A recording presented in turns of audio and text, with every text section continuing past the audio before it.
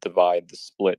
Some people calling for the assassination of Prigozhin, others saying that Putin is weak and praising Prigozhin. We're sort of starting the beginning of the palace coup phase of this and seeing how it shakes out. Who knows how it's going to be? Some people think that Putin will come out, he'll consolidate, he'll kill Prigozhin and look like a hero. Other people are doubting that Putin can continue. It's too early to say, but I would say the big surprise for me is just how.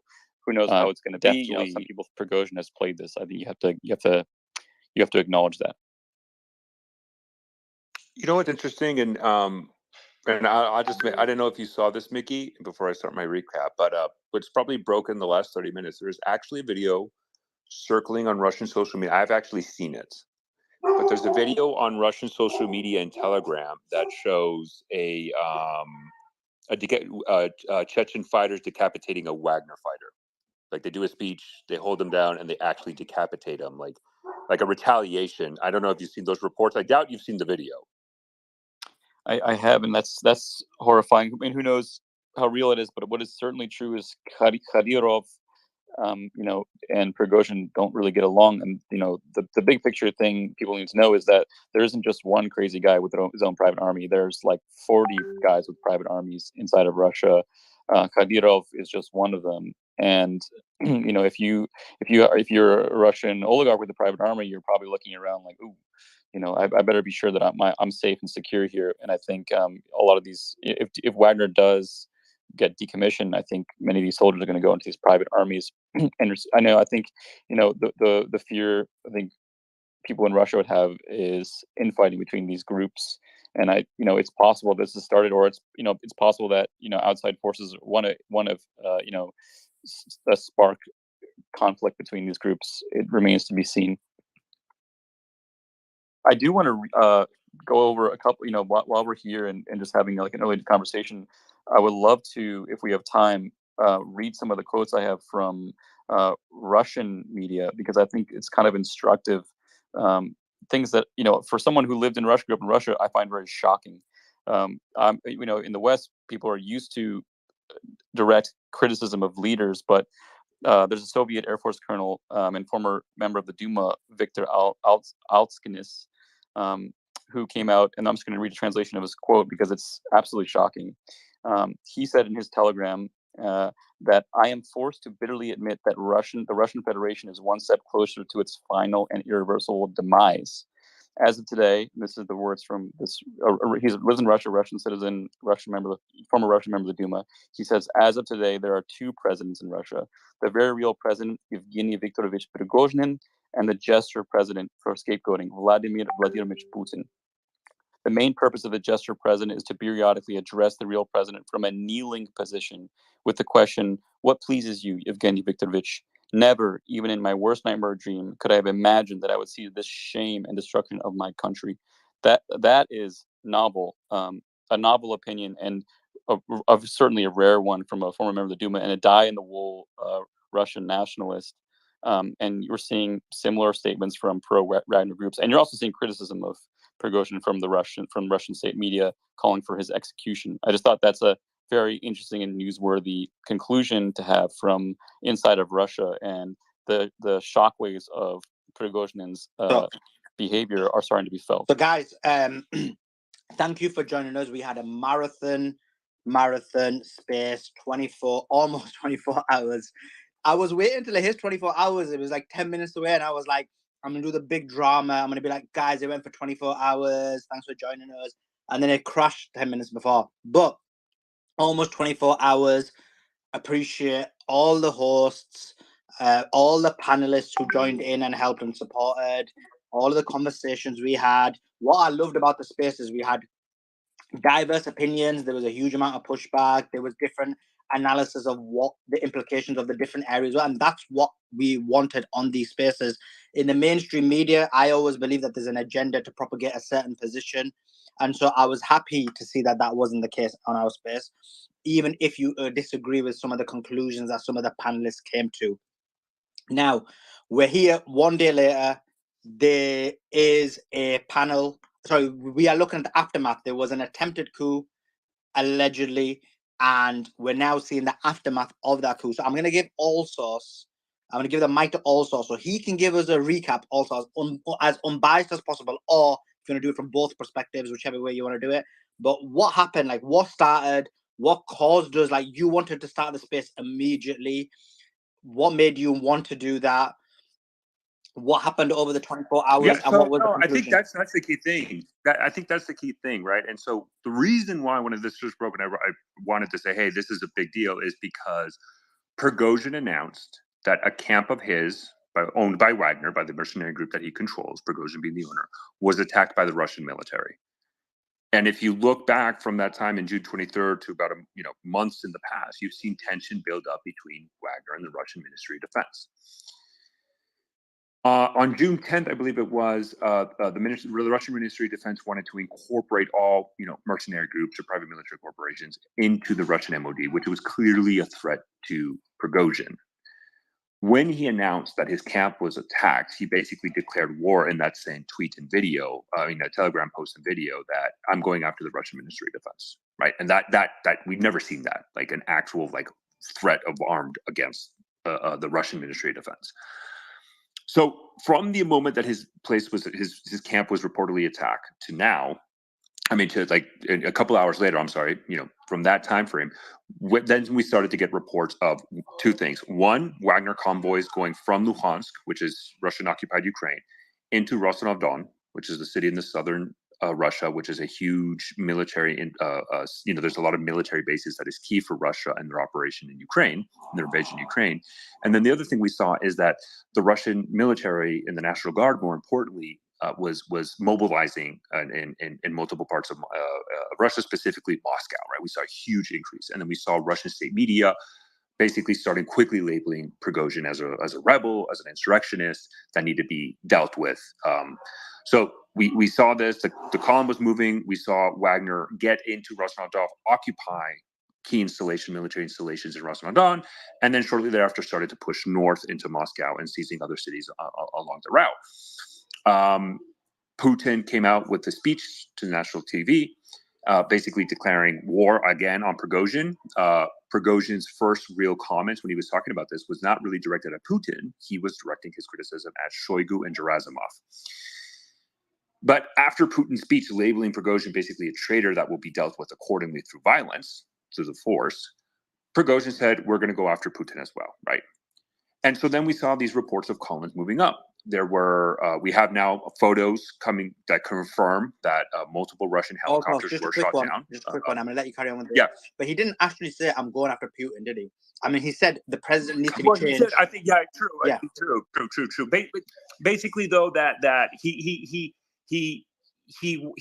openly accepted Putin's comment and basically saying, I think what the quote he said, though, if I'm not mistaken, was, well, Putin, as president, then won't last long, or we'll replace him, right? It was kind of like saying, you declared war on me, I am not afraid, I'm going to go after you, right? And he was going into Moscow with the columns that he had, right, with his military convoys, which was widely reported on Russian sources, specifically on Telegram. Russian Telegram was an excellent source of information to get what was going on. From there, we started to get reports of Russian helicopters being shot down, and a Russian Il-22M communication aircraft that was also shot down. We do have pictures of those. We have pictures of multiple of those aircraft shot down. I think the casualty rates is anywhere between 12 to 20 Russian pilots mostly got killed in those. To include, I believe it was either 10 or 12. It kind of varies of the Il-22 that was shot down. And we do have pictures of that Il-22 from Russian sources, from Russian Telegram and Russian mail bloggers. That plane crashed in Russia that was shot down. And we had the video of the plane flying and being shot down and then crashing. And then, again, a lot of this report that we're getting, I just want to heavily emphasize this, that it's coming from Russian Telegram, right? From either mail bloggers or local Telegram channels that are there. During the advance on June 24th, we then got the first report of Lukashenko, the president of Belarus, managed to get a kind of like a halt, a ceasefire, if that's the proper term, in which Prigozhin agreed to not march into Moscow. And in return, Prigozhin would get immunity and all Wagner fighters would get immunity. The Wagner would be codified into law within the Russian government, but separate from the Ministry of Defense. Number two, And in return, Prigozhin then agreed. Oh, and number three, I'm sorry, the other key one that's always been his demand is that Shoigu and reportedly also Gerasimov, Shoigu being the Russian Minister of Defense, and Gerasimov, the chief of staff of the Russian General Staff, would be removed. Right, the two senior military figures of the Russian military would be removed from position. And in return, Wagner would pull all forces from Rostov-on-Don and other Russian cities that they occupied and not advance into Moscow to avoid bloodshed. And that looks like what has happened. Simply in the Russian front, I think Nikki, brought up a good point. It's kind of interesting. Russian state media, we're seeing Strelok and other Russian military bloggers and influential leaders on Telegram that outside of the state media just kind of bewildered by the situation. We have a lot of criticism as well, and of the current situation in the Russian state media. And I think Mickey, after this, by all means, I think that it would be good to have some of these comments, because even the Russian state media is kind of saying, well, I think there's confusion as well as what's going on, just like everybody here, right? Why would Wagner do this advance to then halt and get everything he wants, like who's in power or not? But before we go to that specific debate, what I do want to highlight as well is that the only really thing is, because I know this question is going to come up during the space, is, well, how does this impact the Russian invasion in Ukraine, right? The current war in Ukraine. And really, from a military standpoint, not much changed, right? We didn't see Ukraine quickly mobilize and push forces and launch offensives quickly across the front. The only real areas we saw was Bakhmut, and then reportedly a bridge crossing into a river crossing by Ukraine in Kherson specifically, that now they're in what we call the left bank of the Dnieper River. And interesting, now we're starting to get actual videos that confirm it, actually, that now we have Ukrainian soldiers on the left bank of the Dnieper River. And for people to understand what the left bank means, is the left bank is the side east of the Dnieper River, right? So, but again, this isn't a huge advance, and I want people to imagine, okay, we have thousands of Ukrainian soldiers crossing over. No, that is not what is going on. That is not the numbers we're talking about. It's small numbers. So right now we haven't seen that much go on in the invasion. And also, the last point I'll end with this one, and I'll let you kind of push on the debate, is a video has posted. It's unconfirmed. I do want to preface this. It is unconfirmed, but it is on Russian social media, Ukrainian Telegram, and Russian Telegram. And what it reportedly shows is two Chechen fighters decapitating a supposed Wagner fighter as retaliation. Because if you recall, when this occurred, when Prigozhin, launched his offensive, or his March of Justice, as he called it, because he didn't call it a coup, he called it a March of Justice. The leader of Chechnya, Kadyrov, was very adamant of going to confront Prigozhin and confront Wagner with his Chechen forces, right? So I think we can get in the debate if this was a coup, was this a mutiny, was this a rebellion, etc. And then I think the key question is unknown if this video is confirmed. Again, it just broke. But I think it's another on important Ukrainian aspect Telegram. is it's not on Russian Telegram. I just want to clear that up. It's on Ian. It's on Russian social media as well. Like, I've seen it. Have you seen it on Russian social media? I've only seen it on Ukrainian Telegram channels I follow. I don't know if it's true, Ian. Okay. Yeah. Okay. Ian, I'm just gonna mute you. Because I'm not done, and then we can go to the debate. I understand you can heavily disagree. That's fine. It's on Russian social media as well, and I am not saying it's real. Because what I want to end this before we start our debate, importantly, is what, if any, retaliations will occur either between Wagner or Russian? What is the bad blood, etc. So with that, Suleiman, I'll let you, start the debate. Yeah, of course. Let me go to Ian. Ian, you've heard all sources' perspective on what happened. Just to give balance and just to provide the other side, if there's any kind of things that you feel like all sources missed, or just to provide another perspective, just give us an overview of what happened yesterday from the start of the possible coup, and then what happened at the end and what the ramifications are. Go ahead, Reed. An overview of the start. Okay, so the first thing that happened, and there was a build up to this for a couple of months, when Prigozhin first started putting on Telegram that was claiming that he wasn't receiving munitions for his forces in Wagner and Bakhmut, that they were bogged down because the MOD was failing its duty to supply them properly.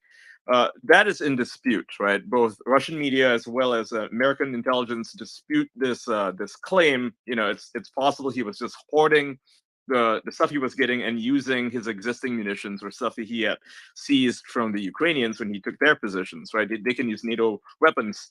So it's unclear if that was what was happening, but that's very likely the case. And so 2 days ago, he claimed that one of his camps, the Wagner camp, got bombed out.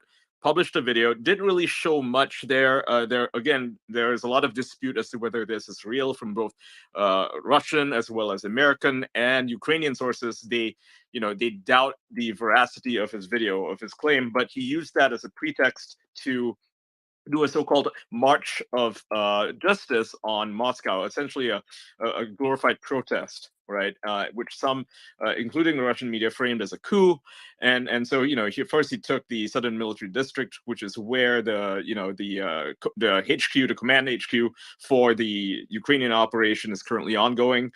He seized that peacefully because there was no resistance. He was just let in. I think a lot of Russian troops themselves were very confused as to what was happening. But he took control of that, and then he marched on Vornets, and along the way he was attacked allegedly by several helicopters. He matched down a few of them. I don't think he lost any forces. He said that he hasn't lost any forces of his own, so it's quite unlikely that his own units suffered any losses. And he threatened to march on Moscow, and then apparently there was a phone call from Belarus, from Lukashenko, and he had been on a phone call with Putin, and this was like 8 hours or so after Putin gave a speech where he condemned Prigozhin, he condemned Wagner as treasonous, and so on and so forth. The phone call apparently resulted in Prigozhin turning back. Right, he turned back his forces and he withdrew from the Southern Military District, completely cleared out by several hours. And that was that. All right, and now apparently his Wagner forces have been offered contracts to sign with the Russian military to integrate. Dozens of them reportedly have actually refused to go back to Wagner. In fact, they turned themselves into the police. This was reported on TASS, which is the Russian state media. They said that something like maybe 80 soldiers or so refused to go back to Wagner, refused to go back to their camps, and in fact just turned themselves into the police for surrender. Right. Others obviously went back with Prigozhin, and they are apparently going to be stationed in Belarus, around 100 kilometers away from Kiev, right at the border of Belarus. So that's where the bulk of Wagner forces are headed if they're not there already.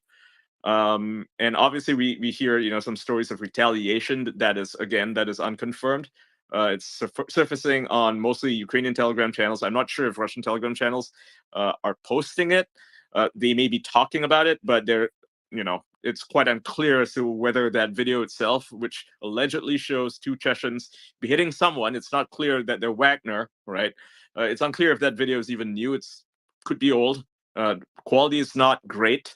So that's where we are at so far. And now there is, I think Budanov is making claims that ZPP has been mined and that the Russians are going to blow it up because they're desperate and they're losing the counteroffensive. Now, I don't think that really adds up because Ukraine itself has made a bunch of statements as of even today, stating that the counteroffensive has mostly failed and they're blaming NATO for a lack of air support. And Zelensky himself is looking forward to the upcoming summit with NATO, where he expects to get even more support. He has been promised some support from the likes of Joe Biden, as well as his European counterparts, the German chancellor, as well as Rishi Sunak. So they may be pledging to offer more forces, perhaps F-16s. It's unclear, but to my understanding, Biden may be offering Ukraine the ATACMS long-range missiles, right, which will enable Ukraine to have I wouldn't say advantage, but something of a way to balance out their lack of long-range munitions compared to the Russians. So that's where we are at so far. And I appreciate that. So look, we've got two perspectives of what's happened, and that's how we do it. Now, just a quick one, guys. Mario is on a flight, so I do believe he's going to join us later, but at the moment, just to let you know, he's not actually on the space. Justin, I really want to hear what your thoughts are on this perspective about this attempted coup. And just like, what do you think it is, and what do you think the possible aftermath is? Well, I happen to speak a lot of Slavic languages, but I'm not terribly clued in to the Russian part of things. I can tell you my initial reactions from friends I contacted over in Poland and in Serbia and in Germany, who are former Slavs there who are now German citizens. They will tell you that it mirrored very much what we had here in the States. It's like this is a maybe an under the radar thing, and then all the major news media started picking it up.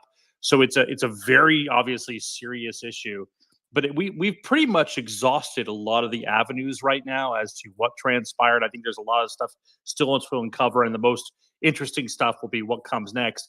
But there is one avenue I don't think we covered very intensely. I think I may have missed it. It went on for 24 hours, but that is, what was the role of the CIA in this, and what precisely were their objectives? Now, there's some evidence from multiple reports that many congressional leaders were actually briefed this week that there might be something coming down the pipeline like this, right? Which indicates to me that we did have advanced knowledge of this. So if you've got an appetite for rich conspiracy theories, you might find yourself speculating that the CIA offered a hand to Prigozhin, the mastermind of the coup. And could it be that the CIA really sought to oust Putin and bring a conclusion to the protracted war? Or you could amp up your conspiracy theory nozzles a little bit more and think that the intelligence agencies intended that they were going to remove Shoigu and Karamazov, thereby inflaming the Ukrainian conflict by consolidating power in Putin's hand rather than extinguishing it. And if the first whole theory holds true, the CIA emerges like Bay of Pigs playbook bumblers, right? Bungling yet another covert operation. And if the second theory holds true, then we have a lot of discussion to do. So I think that's a very interesting topic, is what was the CIA's role in this? I think there was one. And what was their intent? And that and that's interesting because I did see some information out there about this. But let me go to Mark. Mark, there's been some reports, and again, I'm just going from memory. I was trying to look at it now. There were some reports that Wagner Group was going towards nuclear facilities. There was also some reports about attacks in nuclear facilities in Ukraine. I mean, first of all, I'd love to hear your thoughts about the credibility of this. And the second point is, obviously, I know what the ramifications are, but if you can detail them with a bit more nuance, that'd be brilliant. Mark? Sure. Thanks, Solomon. Two different issues. One is the supposed potential capture of nuclear weapons and nuclear weapons protection and use forces in the near Voronezh, a facility called Voronezh 45. And then the second issue is further updates to the situation at the Russian-captured, Russian-occupied nuclear plant at Zaporizhzhia. So two separate issues. I've been trying to gather up as much information as I can about the nuclear weapons issue. That one's a little bit less familiar to me, and there may be people sending me updates or bringing things to our attention as I talk. I'm much more familiar with the nuclear power plant issue. So I guess I'm going to very quickly summarize what's happened over the last 24 hours in the news with Zaporizhzhia nuclear plant and my take on the situation. For those who have not been paying attention for the last year and several months, Zaporizhzhia nuclear plant is a 6 gigawatt, 6 reactor plant, the largest nuclear plant in Europe that has been offline since September 2022 and was captured and occupied by Russian forces in March 2023, several days after the start of the war. So the nuclear plant issue is that nuclear plants require cooling. The cooling carries heat away from the core. That's how you make electricity. But it also carries heat away from the core, so the core does not melt. Nuclear plants come in different designs. The design at Chernobyl, the most famous and destructive nuclear accident ever, were a design without a really strong, thick containment dome or protective shell, you might think of it. The plant at Zaporizhia has very thick, strong protective shells around each of the reactors. So then the question is, what is the worst that can happen if X, Y, or Z scenario occurs? What we're hearing now over the last 24 hours, the update is that Ukrainian intelligence chief has claimed that Russia has a complete plan to blow up the plant, whatever that means. That they have a plan to damage and destroy the ability to provide cooling for the still heat-generating reactors, and that this would lead to a meltdown at the reactors. The number one thing I would say, if I only had 20 seconds to talk to worried people, is this. The stakes of any nuclear plant accident at that plant are low and have been falling since September. For example, the only really bad cases of cancers linked scientifically to Chernobyl in 1986 had to do with the isotope iodine 131, which got into and severely damaged the thyroids of mostly young people and children. There is no iodine 131 to speak of left in any of the spent fuel or reactor cores at this plant, meaning the only strongly confirmed cancer ever linked to Chernobyl is not physically possible, even in the event of the total destruction and dispersion of the nuclear materials at Zaporizhia nuclear plant. So I can go into any of those details if people want more, but the biggest thing is the stakes as I see them are the loss of an incredibly valuable, almost impossible to replace industrial facility for whoever's going to occupy that in the future, likely Ukraine if they recapture it. That's the stakes, plus any international panic or confusion over any incidences that happen at the plant. The stakes do not include seriously bad challenges to public health, even if material is released from the plant. That's what I would say. For the nuclear weapons, the main thing I would tell people is that nuclear weapons are extremely finicky and complicated. It is almost impossible to get them to detonate correctly. There's extremely specific sequences required, and the US has been working with Russia since the end of the Soviet Union to help Moscow strictly control the ability of people on the ground next to the bomb to arm them and blow them up. Almost every nuclear weapons, Russian nuclear weapons expert I've seen pretty much agrees that regardless of who physically controls those objects, the Prigozhin story is not one that is about nuclear weapons that can go off. So I'm going to stop there, and I'm sure we'll come around to specifics on either of those.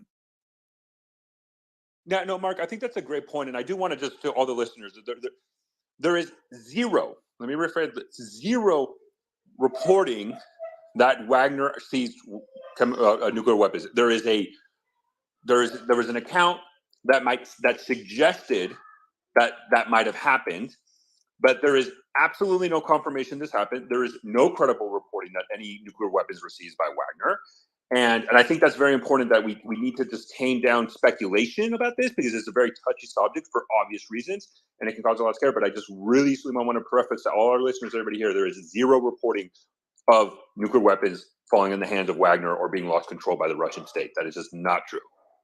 We should also tame down speculation that the destruction of ZPP is going to cause a nuclear fallout that is several times worse than Chernobyl, right? Because that is what the Ukrainian intelligence is suggesting, that this would cause a major catastrophic event that would destroy Europe. And this is what they're putting out right now. And they want to scare people into going to war, into triggering Article 5. And this is something that Lindsey Graham has been pushing Congress to ratify, right? He wants to pass a resolution stating that if there are any nuclear disasters in Ukraine or in Russia, it's going to trigger Article 5. That's what he wants to do. And, you can see the writing on the wall here. They want it destroyed. They want this power plant destroyed. It's in their interest to destroy this power plant, in Ukraine's interest, so that NATO can join in the fight, even though it wouldn't cause, like as our nuclear expert here just said, it wouldn't actually cause a catastrophic reaction like to the event of Chernobyl. It would be even less than that. Mark, I did have a question for you. Again, look, I'm not saying this happened. It's just for education as well, for knowledge. And one of the conversations that did happen yesterday was they were talking about the possibility, and this is your expertise, and hence why it's is relevant to ask you this question. So I know your knowledge is about specifics about nuclear weapons, but this is more specifically the procedure. So in terms of in Russia, some people were concerned. Obviously, this didn't happen, and it didn't even get close to happening. But just from a perspective, just so the listeners can have some kind of informed knowledge about it. So one concern that people had was the possibility, however minutiae it is, that in the event that Wagner Group went extremely into Moscow somehow and had taken control of the nuclear weapons, that there was a possibility that could happen, or Putin in the scenario where he was basically put in a corner, he would then press the button. And I know we talked a bit about what that procedure is, and people said, look, the procedure is so long that it wouldn't be possible. But if you can just give us more information on that, and again, some more details, that'd be brilliant. So one of the interesting phrases, if people want to come out of this, no matter what happens, knowing a few more words about the most destructive and powerful technologies humans have ever created, PALs, permissive action links, are devices, and they come with associated usage rules that physically control the ability of a nuclear weapon to go off as a nuclear weapon, as opposed to just fizzling or destroying itself or not doing anything at all. The permissive action links connect through to the leadership hierarchy.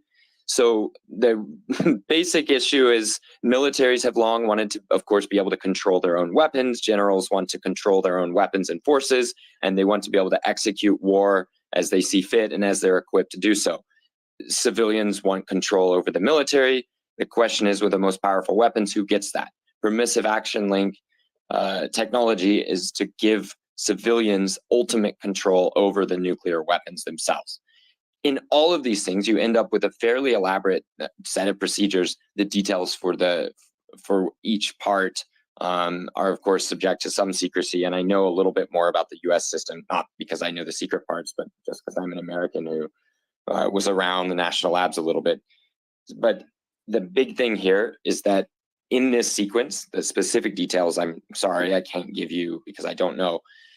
Almost anything going wrong, almost any ambiguity at any step, passing information between people, getting electronic codes, matching encryption keys, all of this leads to the weapons not being usable rather than suddenly being usable unless one step.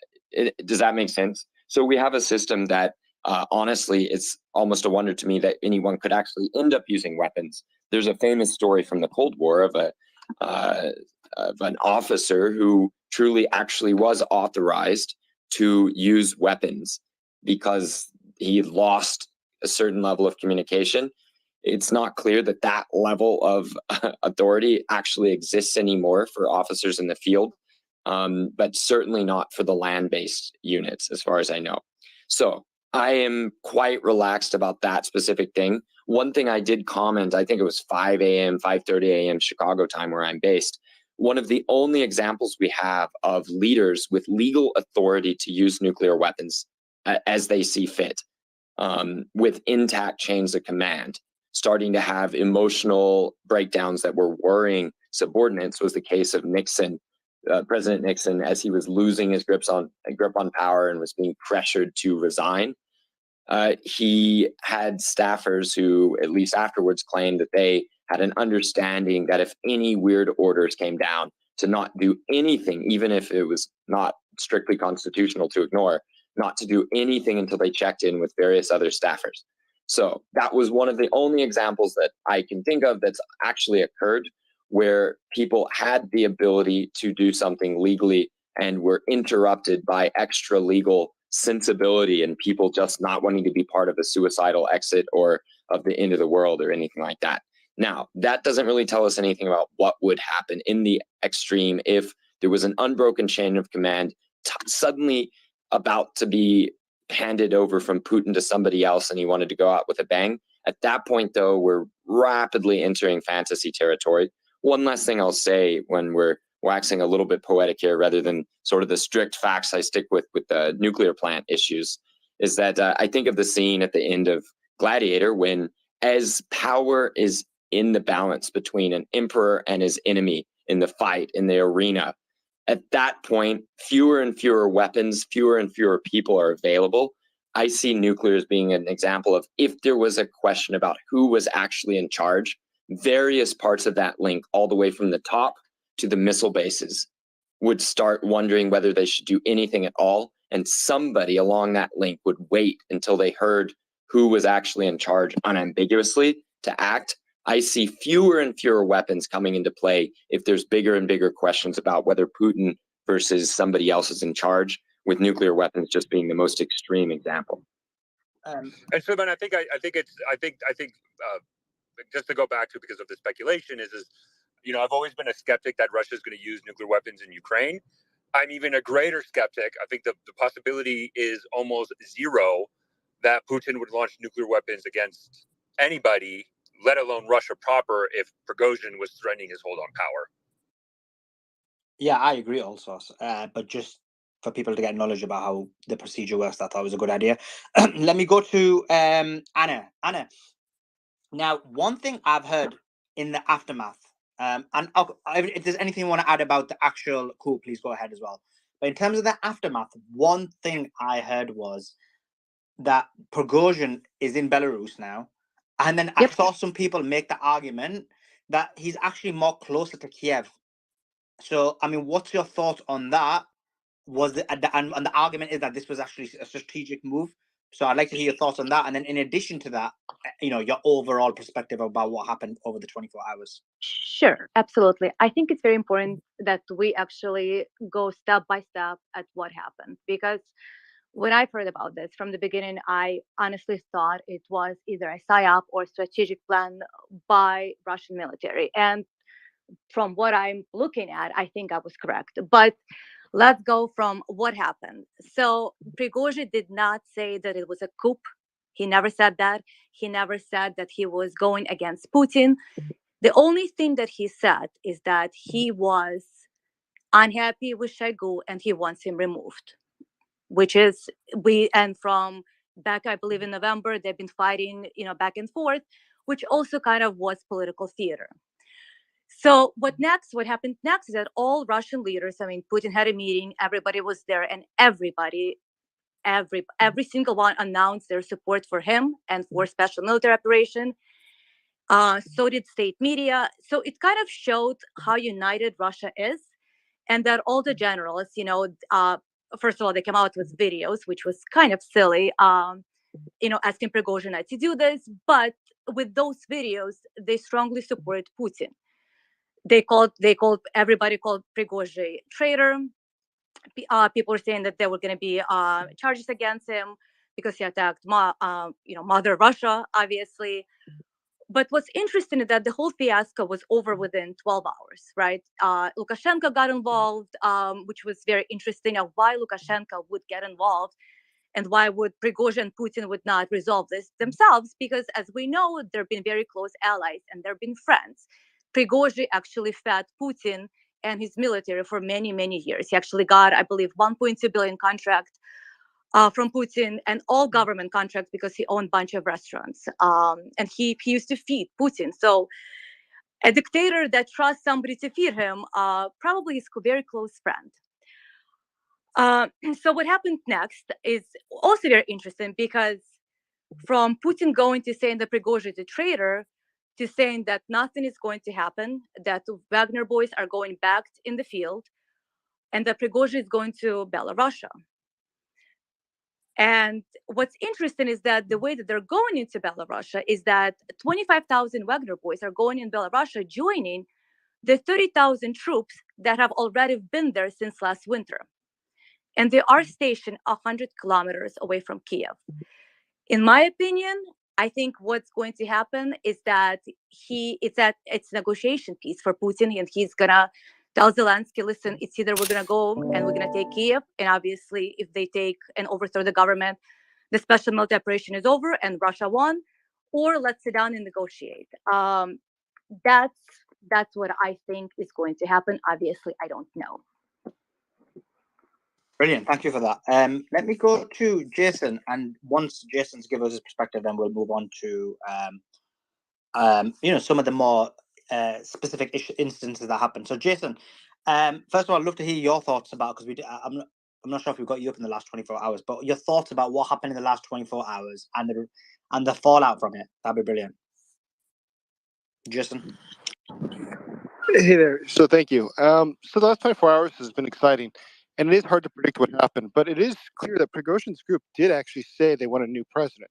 It's something that they wrote in Telegram. They said that, I think the exact word that they used was Died, which his grandfather has made the wrong decision by not supporting them and getting rid of Shogu. And so now it is time for a new president. But that's neither here nor there. More importantly, where he is now. He's not in Belarus. Prigozhin is not in Belarus. It's not clear where he is. And the Belarusians, I saw something just earlier today where the Belarusians who were asked said he had not arrived. So it is not clear where he is. That being said, it is, I have no clear answers to what this all means, as it seems nobody has clear answers. But it is very clear that this has been destabilizing for the Putin regime. And I don't think anyone's really arguing with that. This does not look good. A leader who has built his entire presidency on the fact that he's able to restore security, that he's able to provide a strict system that cannot be beat. There's no more criminality like in the 90s in Russia. That he's the center of it, though. And when he's no longer able to provide that, which all polling in Russia has shown since 20 years ago, that is the sole reason that people support him. And that is the essence, I should say, of why people support Putin, is because he provides security.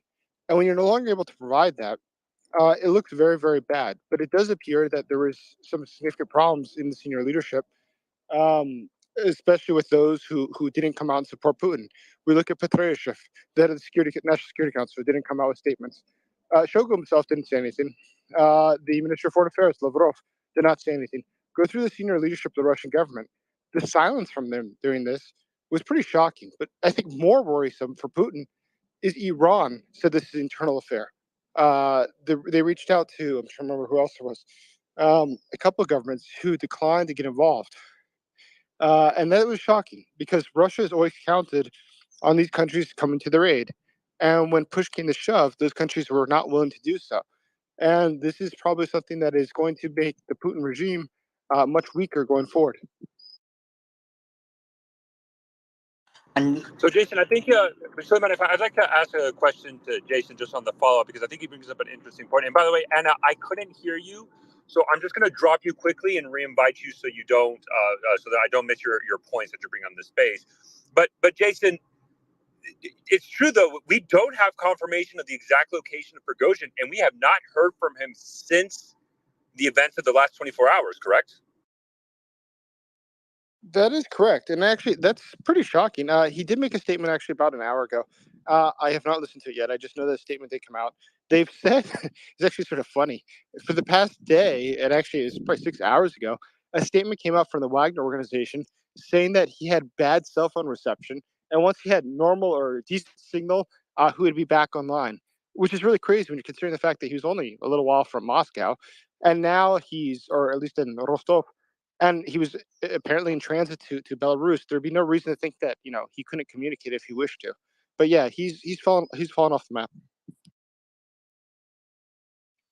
so, I mean, let me go to Matt. Matt, there's two issues that come out of this attempted possible coup, and that the first one is that you have a scenario where if nothing happens to Prigozhin, and it is that this wasn't a psyop, then this makes Putin look weak, and it gives others an opportunity to do the same. So I'd like to hear what your thoughts are on that, A, and B, the other way, from the other perspective, that you had a scenario where Prigozhin went after him.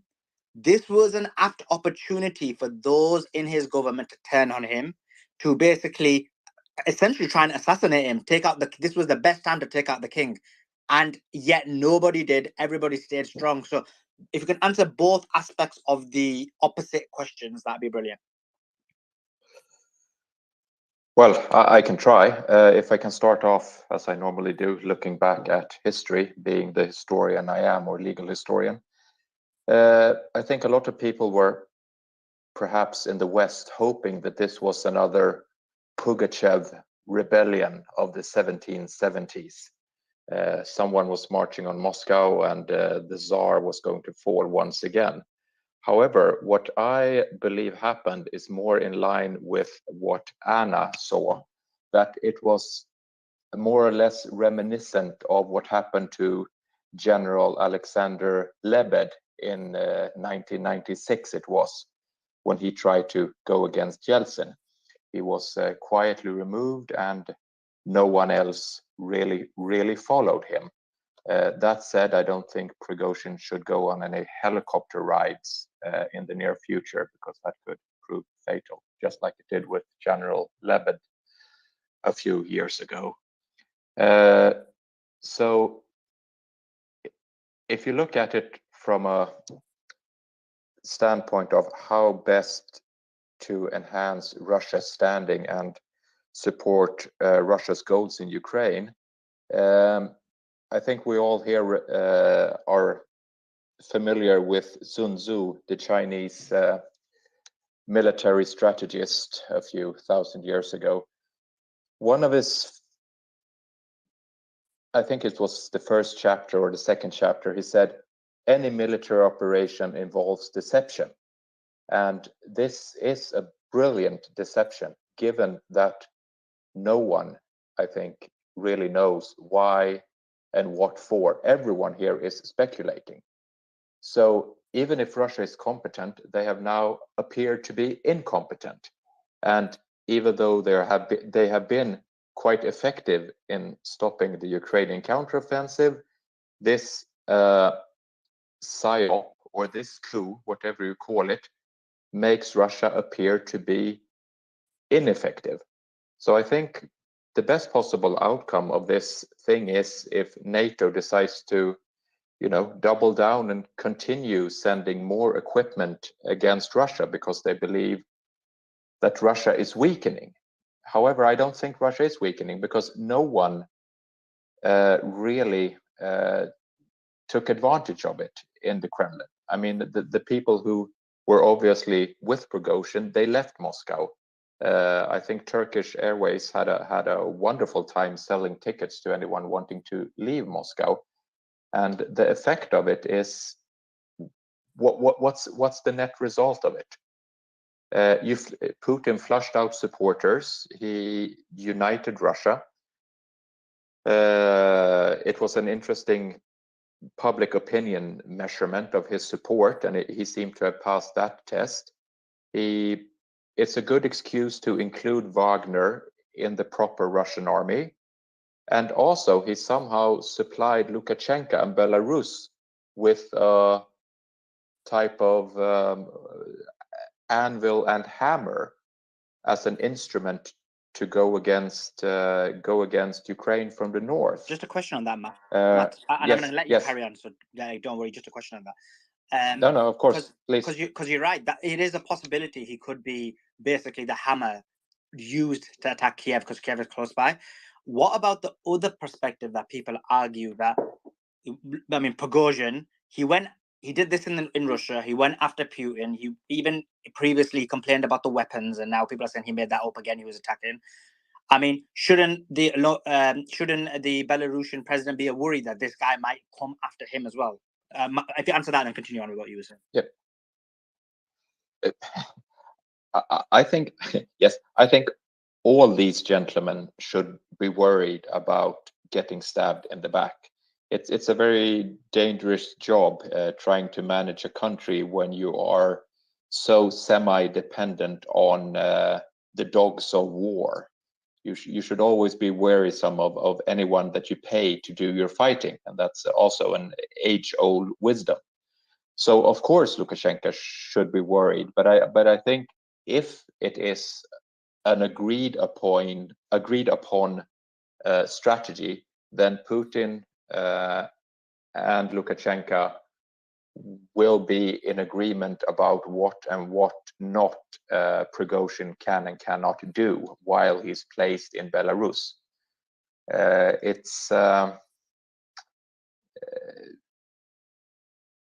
I mean, it's sorry, I kind of lost my thread there, but I don't think it's that dangerous. But of course, anyone in their position needs to be worried, I would say. But I guess my question, you know what, I will take this to actually David E. I want Yes. your perspective on this just to continue this conversation. So David, do you expect a statement from Prigozhin? And if he does make a statement, I think there's kind of conflicting views of Prigozhin and what he's did. Some people, our Russian military bloggers, a lot of them are praising him. Other of them are calling traitor. Russian state media is blasting him. Some of them are a little bit more confused, not blasting him as much. But from your perspective, David, and kind of the point of view from Russia, is people expecting Prigozhin to make a statement, or is this a better situation where better that he says nothing and he just everything is forgotten? Thank you. I'd just like to add to what Matt has just advised, and also Ian. When we were discussing this early yesterday, I did propose the position that, and I wrote a tweet thread on it, and everything I put in that is now proven and justified. What we have seen is a masterstroke in PSYOP. We now see that Prigozhin is now domicile in Belarus. For the last 2-3 months, the Wagner organization have increased their candidates into the army. He has enabled Putin, as Matt just said, to clear out the flotsam that was within the Ministry of Defense. That actually Prigozhin disclosed that yesterday. Everything that was discussed in this space, in that long space of 24 hours, the hilarious delusional mannerisms of nuclear codes and Prigozhin going into Moscow and taking Putin out. I did try to speak on it several times, but I was never allowed to. And the only persons that I saw here that were, not conforming to this delusional psychotic rant that was going on about Prigozhin taking over Putin, kicking the Kremlin out and watching everyone run for cover, were only 3 people in here all day yesterday. Now we are seeing Prigozhin, as I just said, he's domiciled in Belarus. He is now 100 kilometers from Kiev. The premier, the best army in the world for urban combat, who we have just seen proven in Bakhmut when he destroyed 1/3 of the Ukrainian army over the last 10 months since August of last year, is now ready, willing, and able to entertain an attack on Kiev. We're seeing the Ukrainian army in the last couple of weeks with total inability to push back the first gray zone effect or defensive lines on the Russian defense mechanism all up the Eastern Front. We've seen a complete destruction of armor on a scale we have never seen before, with the fatalities on the Ukrainian side even worse than the highest levels within the Bakhmut battle. And now we have, as we just said, Putin is in a position in Russia far more and far better than he was several days ago, and everyone is now saying that, talking about nuclear facilities and everything. I find this, insulting to anyone's intelligence to be listening to all this. You just have to look at where we are tonight. He is in Belarus. He's 100 kilometers from Kiev. The Ukrainian army has completely collapsed, is not able to afford itself any offensive measures on the Eastern Front.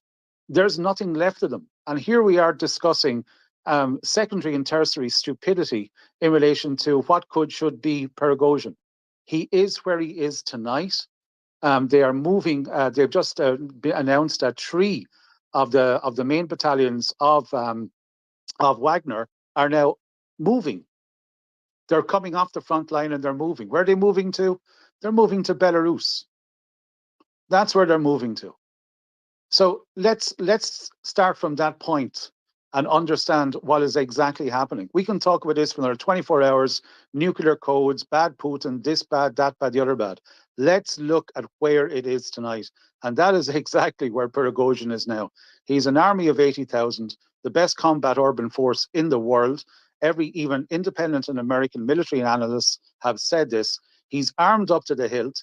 He's now got a new contract with the Ministry of Defense. He's gotten the 20 billion rubles he was owed. That's already back after being paid. The man is in position, and what he's visualizing is him sitting behind the desk where Zelensky is sitting at the moment. And he's been promising that since he entertained the Bakhmut Solidar battle in the summer of last year. And it looks like, because of his perseverance, because he's the man that cripples the Ukrainian army in Bakhmut, he's now been offered the vessel of doing that in Kiev, which he has asked for the last 10 months. Thank you very much. Thanks, Okay, David. so on that, I guess I just want to get the gist of it is that Prigozhin, at least from the Russian side, will still be an important figure, correct? Totally, 100%. If anyone here was in Russia and just watched school children go to school in the morning, 90% of them have a little Wagner patch on their backpack. There's Wagner flags in every town, city, village in Russia. They fully support them. And what you saw, just ask yourself this one question. You saw, say, 4,000 or 5,000 men, convoy of 400 or 500 vehicles, whatever it was, go within 200 kilometers of Moscow. They could have been taken out within minutes by any one of the 38 airfields that are positioned in central and western Ukraine. Hundreds of planes are on standby, hundreds of helicopters. We saw what happens. People have asked, why did helicopters get shot down? Shogu and the cartel, let's just call them a cartel, that has been built inside the Ministry of Defense since Gorbachev left in the early 1990s. That's what happened. And actually, when the last hit, the video we saw where 2 missiles hit the convoy, or just in front of the convoy, that helicopter pilot was advised, stood down, and went back to base when he found out it was not, as he was told, Ukrainian mercenaries on the way to Moscow. I'm sorry, because I'm really fascinated, because I'm pretty certain yesterday, and if I believe it was you, and if you want, please correct me. But I remember yesterday when we were having this 24-hour space, the conversation Shoigu was the master, general who defeated the Ukrainian counteroffensive, and that he was more of a master strategist. And then Prigozhin was, this wannabe figure with no military experience. But now it sounds like you believe that the leadership of the Russian Ministry of Defense, led by Shoigu and Gerasimov, are actually, as you said, cartel. It's a cartel. Do you believe, has your perspective changed in the last 24 hours? I'm sorry that you must misheard me. I never actually stood standing with Shoigu. Shoigu and the Ministry of Defense is part of a generational nepotism that has been built inside the Ministry of Defense for the last 30 years. You can get many, many stories in relation to that. There's been books written about it. Some of those people were there, as young officers, when Brezhnev was in there. And they have been part of the structure of the Ministry of Defense. As we know in the West, we've seen it in the Pentagon, CIA, etc., our own Western intelligence agencies that are working sometimes in adversarial positions to the enacting government. We saw it with Trump, and we saw it with others. So what Prigozhin did, he promised he was going to clean the rats out. And actually, as he was sitting in Rostov-on-Don, he never left. He was there the whole time, as we now know. One of your own American ex-Marines, Patrick Lancaster, just briefly caught him on a video. He just posted it a few minutes ago as he was leaving Rostov late yesterday, that Prigozhin had threatened, and he actually disclaimed, that the rats are leaving the ship in Moscow. And Matt's just said it. There were various flights that left, and someone that says, oh, they're just summer flights. No. There's been several members of the Ministry of Defense that have left and never shall return to Moscow. And this is where, and I'm just trying to point out the simple fact, the man is now in Belarus.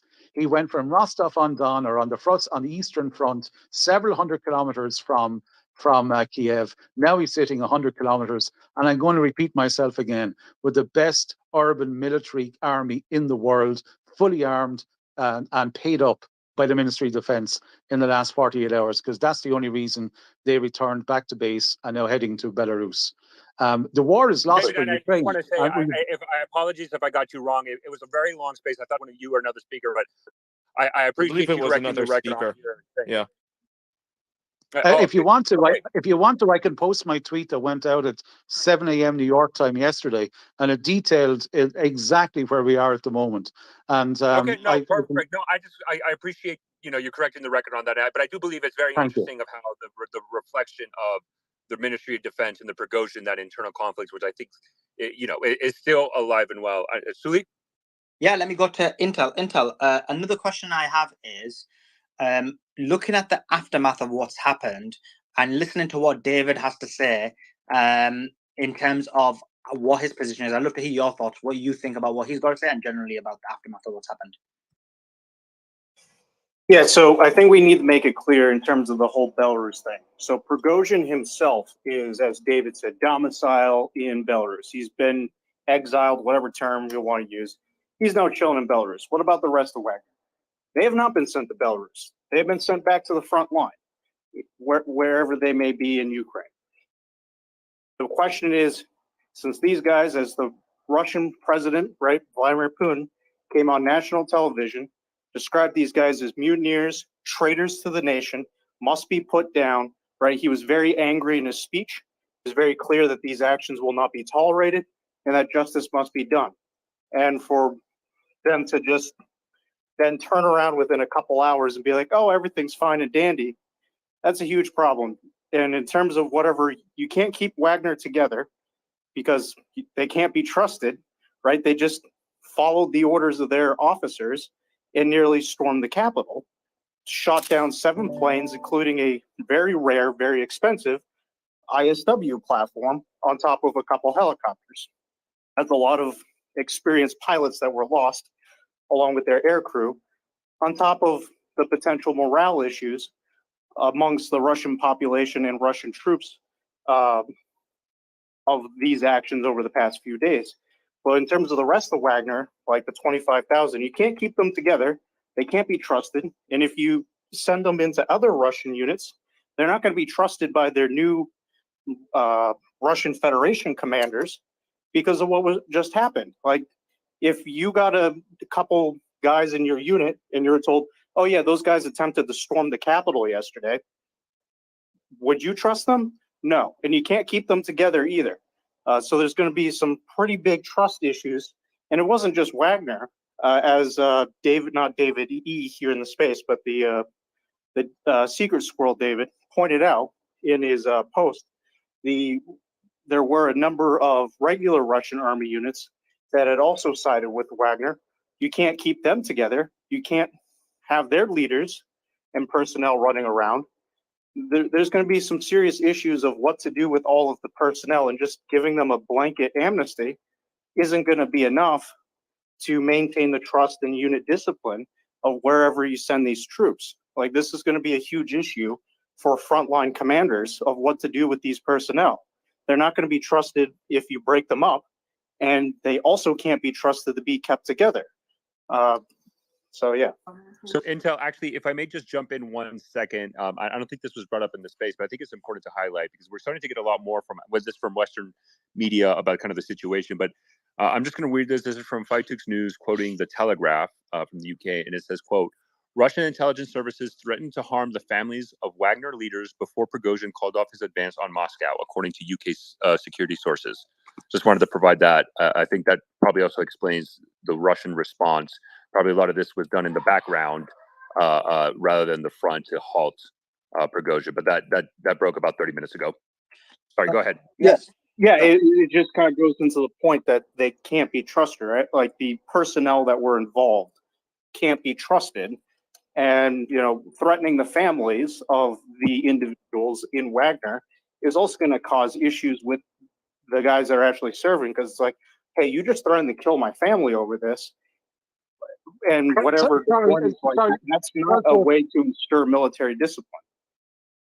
But let me go to Jackson. Jackson, yesterday, one of the arguments that you proffered was that the possibility that this could be a psyop.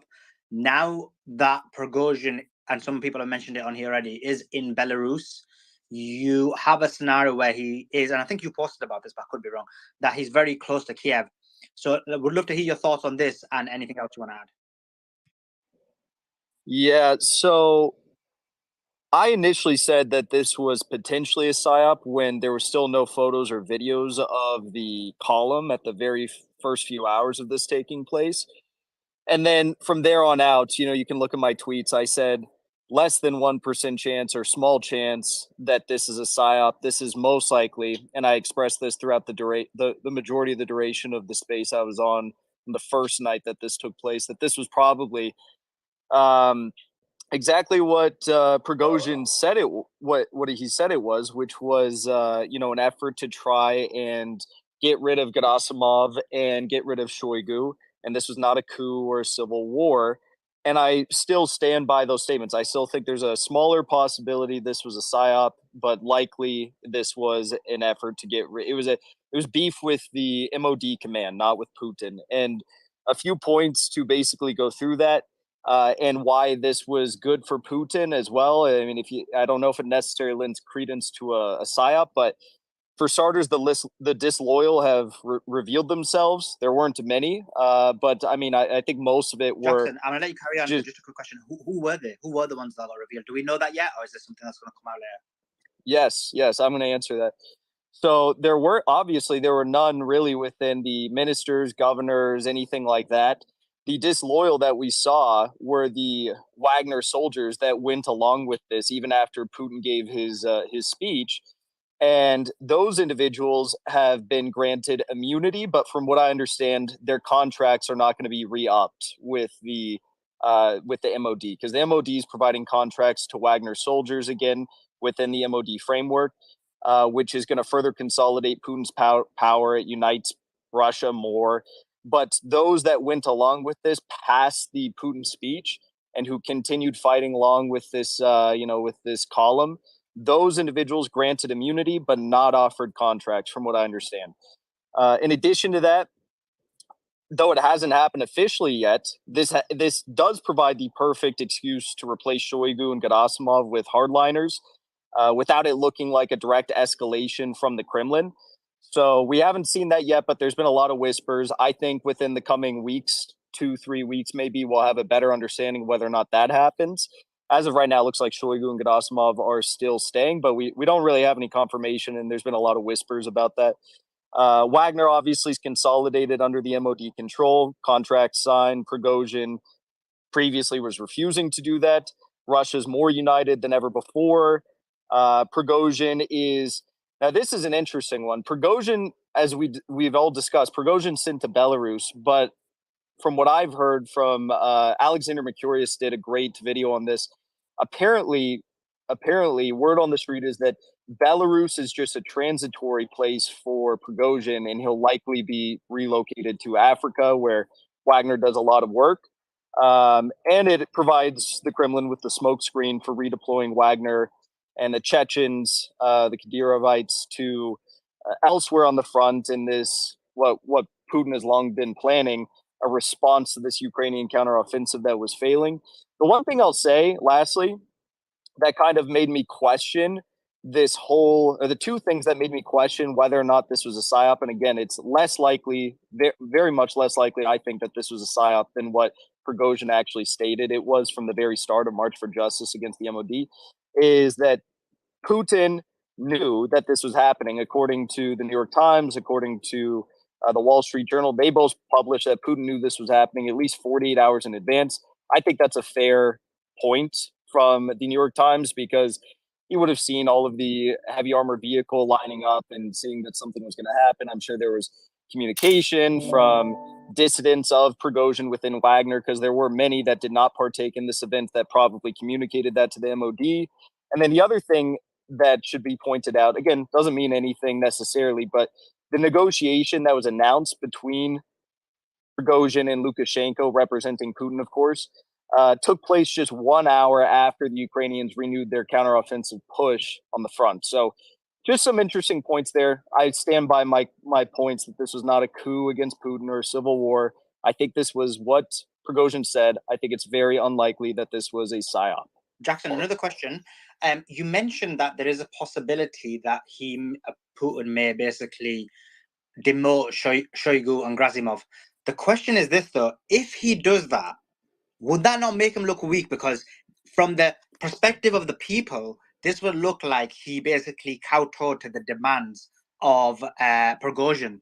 Whereas if he keeps them on, does it not look more like, guess what? Even your demand about removing them has not come into fruition. So all I've done is given you immunity and sent you across to another country. I don't think it makes him look weak.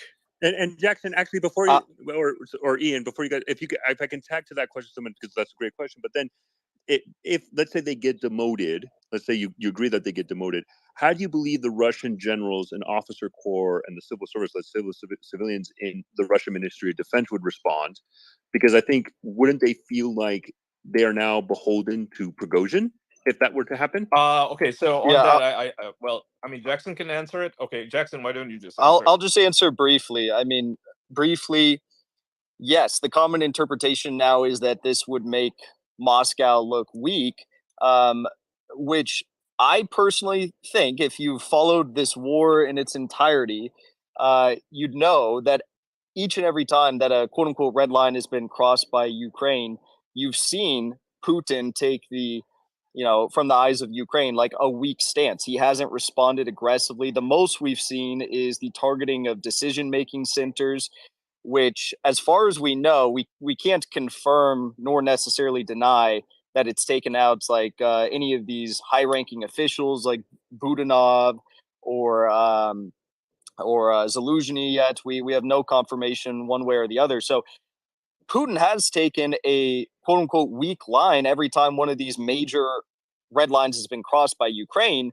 And U.S. The Pentagon has acknowledged that on multiple occasions, even when they're threatening strikes on Crimea. Putin doesn't really do anything. Okay, so for him to say, "I want to take the path of looking weak over looking escalatory," I think that actually runs directly in line with everything that Putin's done since the very beginning of the red lines that have been crossed.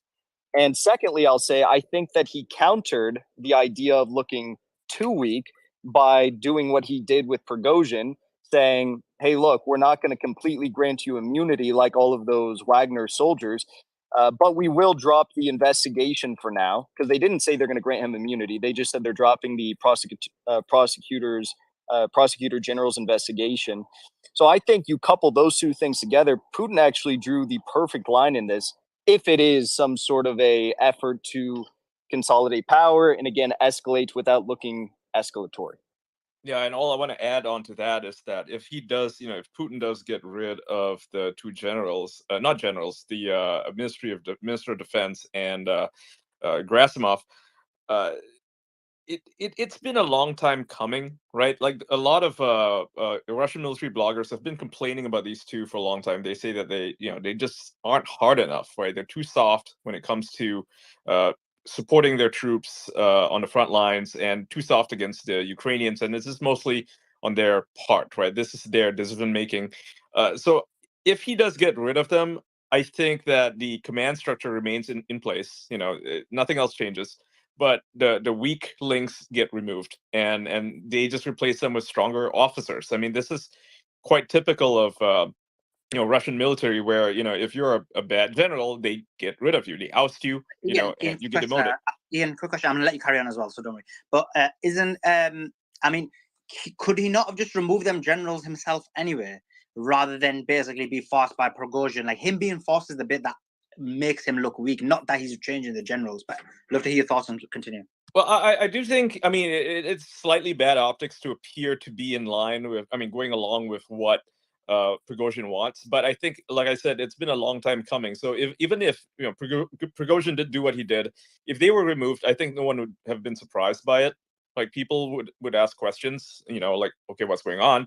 But I think that, for Prigozhin himself to do what he did, I think for him it was the last straw, right? I don't think it was necessarily like some CIA psyop that forced him to do what he did. I think that he did it on his own accord. I mean, he is his own man. And keep in mind, this is Russia. This is not, cynical America where everything is done by the Fed, right? By the Feds. This is a country where, if people want to do something, if they want to seize power, if they want to, take control of their own destiny, they just do it. They don't need, some shadowy hand to puppeteer them into the position that they want to be in, right? So I think he did it on his own accord, but in the end, it still worked out for Putin because, like I said, he, I've said multiple times that he plays chess, so he outmaneuvered Prigozhin, right? He saw that he had, Putin had all of the support of the people and of his governors, off his generals, off the military command, and pretty much everybody in politics, including the opposition parties, except for like that one woman who's like exiled or something.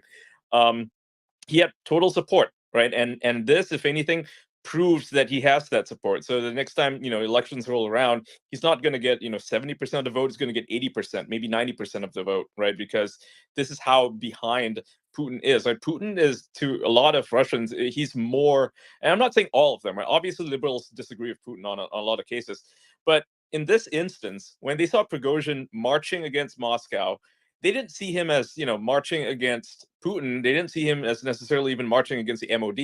They saw him marching against the Russian people, right? So when Putin gave his speech yesterday, I think it was a very powerful speech. I know some people said it was weak or whatever. I mean, everybody's entitled to their opinion, but he united Russia. When he said, when he spoke on the matter, he made it seem, and he's right, like this was an attack on Russia itself, on Russia's sovereignty, and that Russia faces a lot of enemies from the outside, whether you want to talk about the West or the woke culture or whatever. Russia faces a lot of existential threats, and Prigozhin, for him to do what he did was enabling the forces outside that want to destroy Russia to give them even more power. I mean, we saw this on social media itself. We saw this on CNN, on MSNBC. When people were talking about this, you had a lot of these anti-Russia commentators, many of them Russophobic, called for the destruction of Russia, right? You saw people like Paul Massaro cheering it on, saying there's a civil war in Russia. Russia's going to be destroyed, completely obliterate Russia. I mean, the rhetoric was just out of control. And I mean, if you're a Wagner soldier, you're still a Russian at heart, right? You're probably going to look at the Telegram, and you're looking at Ukrainian Telegram channels, and you're seeing them cheer this thing on. You're going to think twice about what it is you're doing, which is and just for Russians in general, this was an attack on Russian sovereignty, right? So Putin, whatever you think of the guy, he is Russia, right? He represents Russia. So going up against him, bad idea. So from now on, right, if Putin were to do something like, say, remove those two generals that are clearly a problem for a lot of the people on the front lines and replace them with people who are much more adequate, much more capable of carrying out the SMO, I think, most Russians will be like, yeah, let's just do it. For them, it's not that he's capitulating to Prigozhin's wishes or demands. He's simply doing what needs to be done, right, regardless of the optics. I think Ian has a future as Putin's speechwriter, it seems like. Well, but also I'll say this too, with the whole situation going on, Putin is a very pragmatic leader. His interests are the Russian people, and this whole conflict, this whole like Western propaganda that this was some big thing. Was there something of substance to this? Yeah, there was, but I disagree on the scale of it. And I think the West is really trying to go and push this whole civil war narrative and inflame it with a bunch of sensationalism from Western propagandists and Ukrainian propagandists as well to try to stoke conflict and blood, basically, with Russians. It's clear it didn't work. And if anything, Putin now has the ability to go harder on Ukraine and possibly escalate the situation. And we're going to see what happens with the war in Ukraine, but Wagner has been pushing for a long time for a more aggressive, more going on the attack in Ukraine a bit more and to do more things there. So we're going to see what happens with that, and if Ukraine is going to be a much more of a much more of a bloodbath than what it is right now. So that's if I can make, Chief, I do want to provide some news. So a lot of this is coming from two majors. The Russian pro-Russian military blogger Telegram, and apparently the situation in Kherson and the Antonovsky Bridge is deteriorating for the Russians. They're claiming a lot that the Ukrainians are further advancing and seizing a bridgehead on the left bank of the Dnipro River. We're seeing consistently since about a couple of hours ago now more and more Russian military bloggers complaining of that Ukraine now has a bridgehead on the left bank of the Dnipro River, and even to the point where we're starting to see the initial cases of Russia asking for airstrikes. Sorry for my kids in the background. Go ahead, Suleiman. Yeah, let me go to Michael. Michael, I know you've got you want to give a different perspective, so just go ahead. Yeah, just sort of address a bunch of the sort of different comments we've had here so far. So first of all, we'll talk about some of the underlying factors in the coup. Now, effectively, in Putin's Siloviki, so that'd be the people who are right near the top and are quite close to Putin. There's usually two factions. There's one that's come from his Petersburg days, and one that's more from his Moscow sort of end of the spectrum. Obviously, Prigozhin comes from the Petersburg guys. Gerasimov and Shoigu are both Muscovites. Well, they're not from Moscow, but they're in that power broking. Again, getting rid of Gerasimov won't solve the problem. In fact, Gerasimov was commanding this war at the very start, and then he was kicked off for Sorovikin before he was brought back on in January, if memory serves. So he does have some support from Putin and from Shoigu. Shoigu particularly likes Gerasimov because he's economic with his warfare, and that's what he did when he commanded operations in Syria. I wouldn't put too much stock in that. I would put a lot of stock in the person who sort of talked about the Turkish coup in 2016. That was a really interesting sort of coup attempt against Erdogan, and afterwards they were able to find a lot of the traitors and go for it. I don't think this is orchestrated, or I don't think this is a psyop at all. I think the obvious answer is probably the most correct, that these guys aren't complete masterminds. Again, July 1 was when most of these soldiers had to sign military contracts and join the MOD. And from that moment onwards, Prigozhin would lose more and more power. This was his Hail Mary to sort of try and get back in the good books, to try and be the power broker once again and have his best hand for negotiation. Because again, what Wagner does inside Ukraine and what Wagner does inside, Russia as well is very small compared to what their overall operations are. Most of their money will come from minerals and money laundering through particularly the Middle East, Africa, and South Asia, as well as bodyguard work through South America and Africa, and security service work, particularly in the Central African Republic, Mali, Cote d'Ivoire, and Burkina Faso will be starting very soon. Oh, and Libya as well. This is reeking to me of that effectively, Prigozhin has been given the deal of, look, you live, you get to be your guy, but you are Wagner Africa, and your forces on the European continent are now back with the MOD, which makes sense that everyone gets to walk away with their lives. That's probably the most simple solution, and that's probably, I think, Prigozhin probably overplayed his hand. I think it was really interesting that right at the start of this, so before dawn had even hit, we had Surovikin and Alexeyev effectively come on television.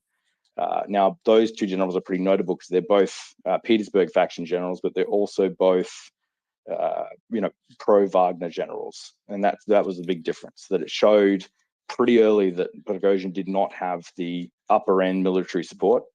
I also find it interesting that he keeps talking about, I came to these cities and everyone was, hugging me and cheering for me, and kids wearing this and that. But yet no videos arrived of that. And that's, with that many people there, if they're really fawning over him, you'd expect more people to have their phones out and recording. So I'm hesitant to believe that. What it feels like is he's played his hand to see what he can get. He got much further than probably most of us thought he did. But again, they weren't shooting, and because they don't want to blow up their own equipment. They were pretty short on that for a lot of things. Then he's been given a deal of, we don't know. Again, this is all speculation, but I'm guessing that he'll go to Africa and he'll deal with that because he's been quite successful out there, and he has lots of government to government contacts out there, and that will keep him away from being able to do anything out here. It also stop him going on Telegram and sledging the high command, which again, Shoigu is not the most brilliant tactician, but he's very good with economics, particularly when he ran the emergency services department. He was pretty good under that one. That one was a department that had been rife with corruption before Shoigu got in there.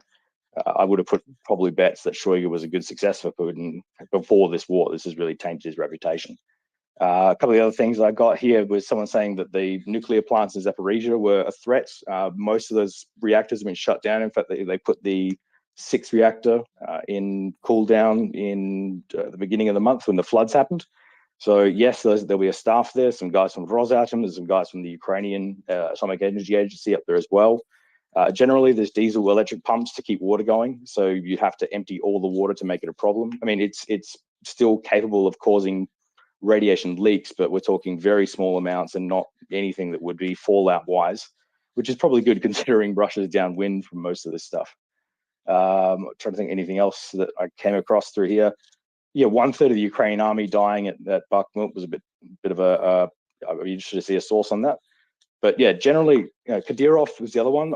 We haven't seen the Chechen forces being particularly active in this one, and in fact, Kadyrov got called out when he was, saying that he's in Ukraine fighting, but he was in front of a petrol station that only exists in southern Russia, and then he got geolocated doing his prayer thing in the back of his palace near Grozny.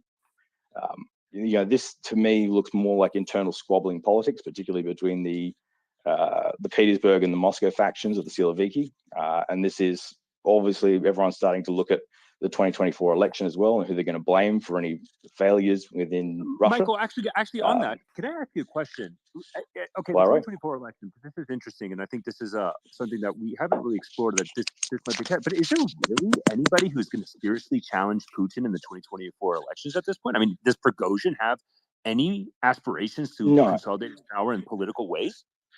No, Prigozhin doesn't have he has the widespread support of kind of Telegram guys, but he doesn't have the political backing and campaign support to be able to pull any of that off. So the guys you would be looking for funding on any sort of campaign that may even challenge Putin would be guys sort of like Potanin, who's a pretty famous banker, Lysin, who's the head of Novolipetsk, Divrov, who's the head of VK. He's been pretty active on supporting sort of anti-Putin candidates, but they all don't like Prigozhin. They think he's a bit of a loud mouth and not a friend. So, it's not about who can actually challenge him. Effectively, you'll have him still probably win the election, whether it is rigged or not, but it's about the amount of people that show up. Because putting a thumb on the scale is one thing, putting a fist on the scale is the other. So it's making sure that the election campaign at least has someone else to blame if for any losses or any failures in Ukraine, or the fact that Ukraine hasn't fallen in a couple of days. The other one I will point out is this masterstroke that he's gone off to Belarus to go make a shove to Kiev. Everyone keeps forgetting that the road between Minsk and Kiev is mostly the Chernobyl radiation zone. It's again low radiation. I've been there. It's fantastic, interesting thing to do, but there's not a lot of road and rail infrastructure, and that was one of the major problems pushing down from the north in the very early days of this offensive. The idea that they can just pop that offensive and ready to go without people noticing is not really plausible. The Belarusian army is not particularly well equipped for offensive actions, and that's why they've largely stayed out of this. And any Russian units that you would need, so particularly mechanized infantry or even long-range artillery, haven't been moved into place north of Kiev. What's up there is mostly reserve units. Can I ask you something? Would you need a false flag to move Wagner to Belarus at all? Absolutely not. And that's the other thing is exactly it's laughable. It's the simple answer is always usually the right one with Russian politics. I don't see why he would have gone through this entire hubbub and had the entire world speculating about him and have to give that speech, which was pretty embarrassing of him because he was forced to give a speech rather than him giving it himself. There are plenty of easier ways to move troops. And even if you did all this hubbub to distract people, the moment someone gets an on-satellite photo or sees troops moving or people are bragging about it or whatever happens, it's quite hard to keep that many people secret. It's out of the bag. And Michael, and I think an important aspect to this conversation about Belarus is that one, Russia still has military personnel, regular army personnel in Belarus, and two, they lost significant amount of helicopters and an IL-22. But before we continue, I'd just like to balance it out. I know Vaughn, you're here. You actually helped us co-host the space when the craziness happened and all the situations. So I'd like your opinion on after 24 hours and everything we've seen. Has your opinion kind of stayed the same? What is your opinion of what actually happened with Wagner and Putin? Sure. There were legitimate grievances. Let's be real. I'm not in the PSYOP camp, but I'm in the shit isn't what it seems camp, and a lot of people grossly overestimate what was going on camp. For one, Gerasimov and Shoigu are they're not liked, but they're not easy to replace either. And I appreciate that Mark mentioned the Siloviki because they never come up in these discussions of internal Russian power dynamics, and they are crucial because they are the power brokers, them and the Chekist faction. So thank you for that. And also, Wagner, Prigozhin in particular, refused to sign the contracts that would incorporate Wagner into the structures of the Ministry of Defense. So both of those, it looks like, are achieved. Prigozhin is essentially exiled to Belarus, but he retains his folk hero status, and he gets to stay alive because a lot of people are saying Putin looks weak if he doesn't kill him, but killing him turns him into a martyr and splits the Russian people. So saying that he looks weak for letting him live, I think, is not accurate. If I'm trying to phrase myself very nicely here, so not accurate for that. I maintain, and you will remember from yesterday, I maintain that this was very unlikely to be a coup attempt, and I do believe I said that since they're in Moscow Oblast, they'll reach Moscow in 2 to 3 hours, and we'll see if it's a coup or not based on how they act when they get there. And that being said, no, it was not a coup attempt. Jackson. So my Vaughn, can you correct some of the things that have been said here, because it makes a lot of the anti-American, pro-Russian speakers make it seem like the Russian people were completely against Wagner, and this was an attack on Russia, and everyone was against it, and he's seen as some like evil villain. And from what I've seen from the news is a lot of people actually called them heroes, and some people didn't like it. There are people who are split in Russia about Wagner, from what I saw. Can you please clear that up as someone from that area?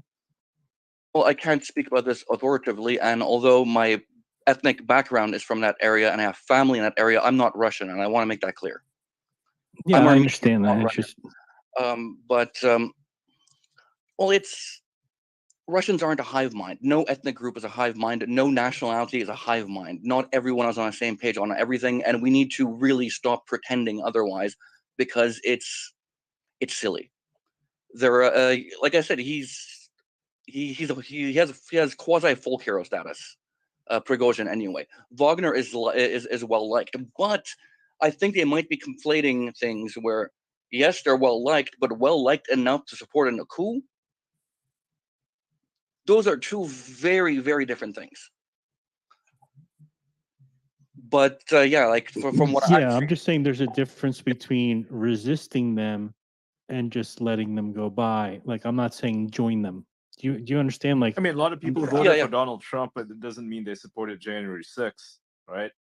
Right. Like, but if you said, Ian, that there's more people that would die for Trump than there would die for Biden, I'd say, yeah, 100%. Right. But that doesn't, I don't know how many people would be ready to die for Putin in the country or die for Wagner. Right. Some people, I think a lot of people would step aside. But there's option C here.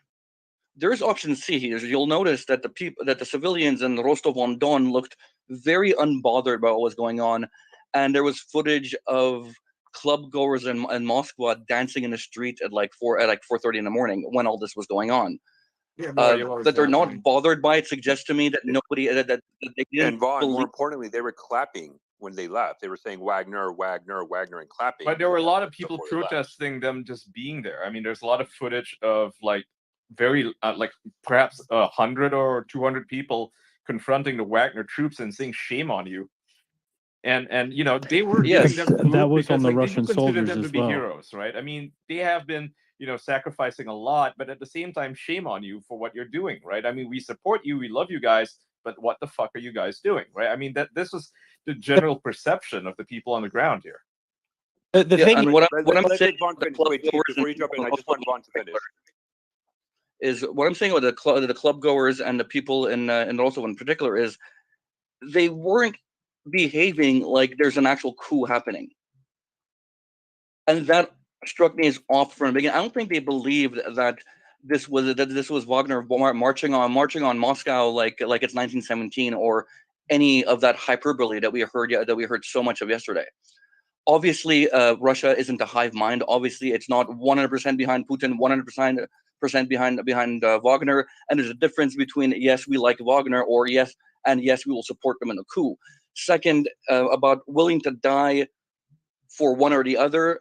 Again, like looking at how the civilians were behaving, it doesn't appear that anybody believed that it would come to that. So that's a completely moot question. It doesn't matter because nobody believed it would come to that. If you're a soldier and you don't follow your orders, that's a different matter entirely. You, my friend, are getting court-martialed. Vaughn, just another question. Another report we heard was that there were some helicopters that had been shot down, and allegedly there were some soldiers who died. I mean, one day later, have we got any legitimate, concrete verification on how many of all the helicopters were shot down and how many people actually died? No. No. You heard reports and unverifiable information. And the thing also I want to put the I'm sorry, Chief. No, that is not true. We got pictures of the downed helicopters. We got pictures of the shot down aircraft. There's a video of the plane getting shot down in the sky, falling, and then we have pictures of the debris. And Russian telegram sources, and I would even go back to TASS to see if in Russian media there is confirmation that there was casualties, and the Russian Air Force suffered significant loss as a result of that. We have pictures. It's there. We got it. I'm sorry. I just have to heavily push back. But they could be from different days. That's what he's saying. We don't have verification that these are taken from yesterday. This is the IL-22 is clear. We had the video of the IL-22 getting shot down, and then we have the picture of the IL-22 debris literally like 3 hours later in a Russian airfield, and the same with the helicopters. I want to clarify what I said. What I said is we don't have confirmation yet on we know shit's been shot down. There's no denying that, but how many people died? That I don't think has been verified completely. Correct. Yet. That I will give you that. It's low 10 to between 10 to 20 is the reporting going around. Well, yeah, if I can clarify, the point was that we don't know how many people died. That's the point. We don't know how we heard reports of a number or a range. We don't have an exact amount of how many people died. That's the main point I was trying to make. But we don't know we don't know if anybody died. I mean, there could be, but we're just waiting for verifications. Or correct me if I'm wrong. If I'm wrong about that. I mean, let me just go to Jackson. Jackson, obviously, I know you want to jump in and make a few comments, so go ahead. But just in addition to that, one thing we saw yesterday was we saw a number of reporting from Russian media. And so we've always heard this argument that Russian media is biased, and yet we did hear reports that weren't beneficial to the state, to Putin, and yet they were reported on. Does that now diminish the argument about the biased or controlled nature of Russian, Russian media or these Russian Telegram groups? That's my question to you, and then Adam, whatever you want, because I know you wanted to jump in on what a few others have said. Yeah, first I'll just say to wrap up the conversation about the casualties here, one interesting point is that Prigozhin offered to provide some sort of a ruble offering, like monetary offering to the families of those that died in the plane. But there's been no offering to the individuals that died allegedly in the helicopter crashes. And one of the helicopter crashes, I mean, I reposted it on my Twitter. Scott from the Calibrated podcast posted it. One of those helicopters looks like it was, dragged in there and lit on fire. It was completely, still together. You saw the marks of something dragging it in. And if you know anything about helicopter crashes, emergency crashes, especially something that's been shot out of the sky, usually, in fact, never does it look like that. So that was the other helicopter crashes did look like legitimate crashes, but just an interesting point, something to reflect on there with the casualty numbers that were still not confirmed from the helicopters. But as for the media, I mean, the media is still, I'd say, especially in a moment like this, critical importance for the Kremlin. The media is going to pretty much check and do whatever the Kremlin wants them to do or say. And I think it goes actually in line with everything I was saying earlier. And what von Clausewitz has said on Twitter as well, in that, yeah, I do think that this was probably exactly what we were all saying from pretty much the start of when we saw the columns come in that it was exactly what Prigozhin said. It was not a coup or civil war attempt. This was strong arming of Putin to get rid of Shoigu, Gerasimov, other, unsavory characters from his point of view in the MOD. And it doesn't mean that Putin is not going to make the most of this scenario. He took several hours to respond. We all saw the video of him being rushed to the Kremlin.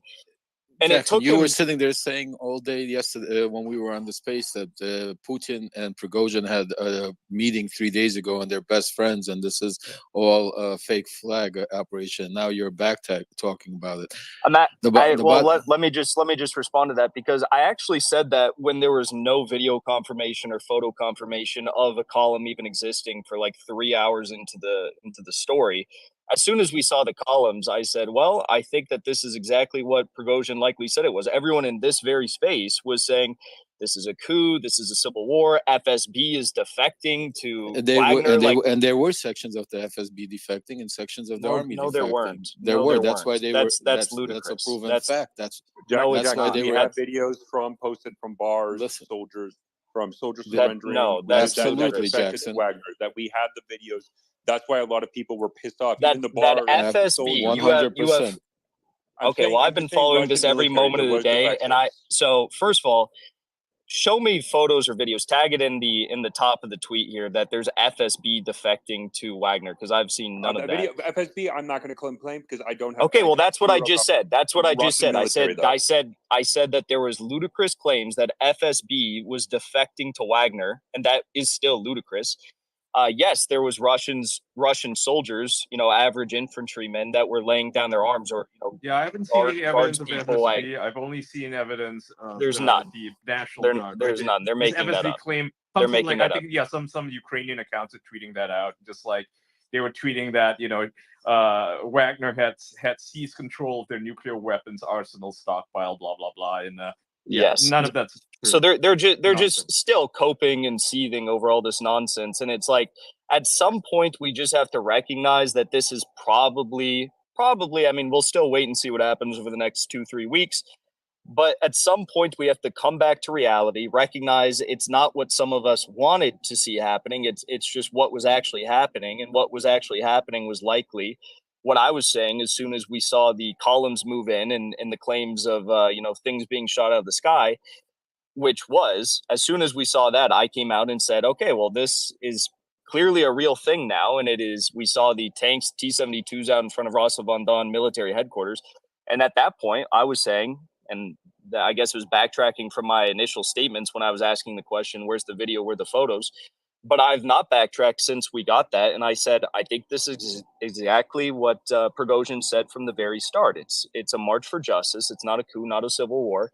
I know some of us in this space might have short-term memory issues, but we all know exactly what happened. And I think Putin is making the best out of this scenario to, whatever he does, whether it's troop movements with the Chechens or Wagner soldiers that are now under the MOD, whether it's further consolidating power by not offering contracts to those soldiers from Wagner that have been granted immunity, whether it eventually does result in people like Gerasimov or Shoigu being reshuffled for more pro-war figures.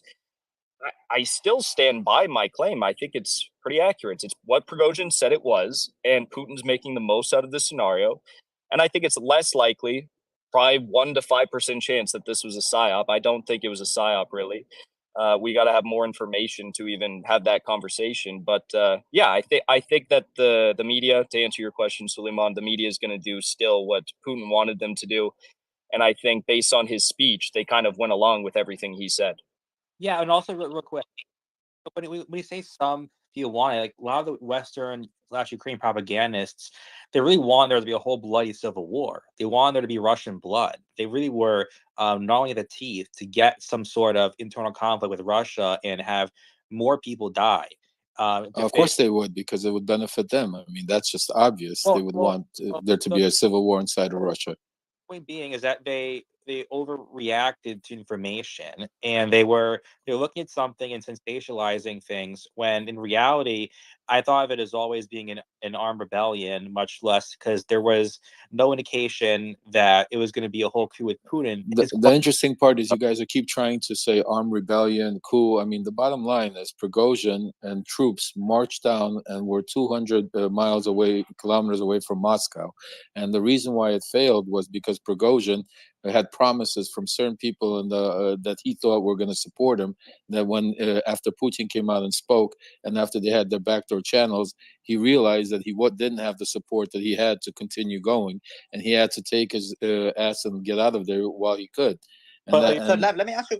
I'll just respond to that. I'll just respond to that because it's like Lev. I mean, I just have one brief point here. You were out here, and I don't want to go in like tit for tat, but you were amongst a few people on this space that was continuously saying that this was a coup, could very well fold into No, he civil did war. not. No, he didn't, Jackson. Out of I never everyone said who's on that, this space, Jackson. Lev was one of the few people that were actually right. Thank that you, this Joe. Lev wouldn't was actually succeed, agreeing with us, right? for the most part. Thank you, Joe.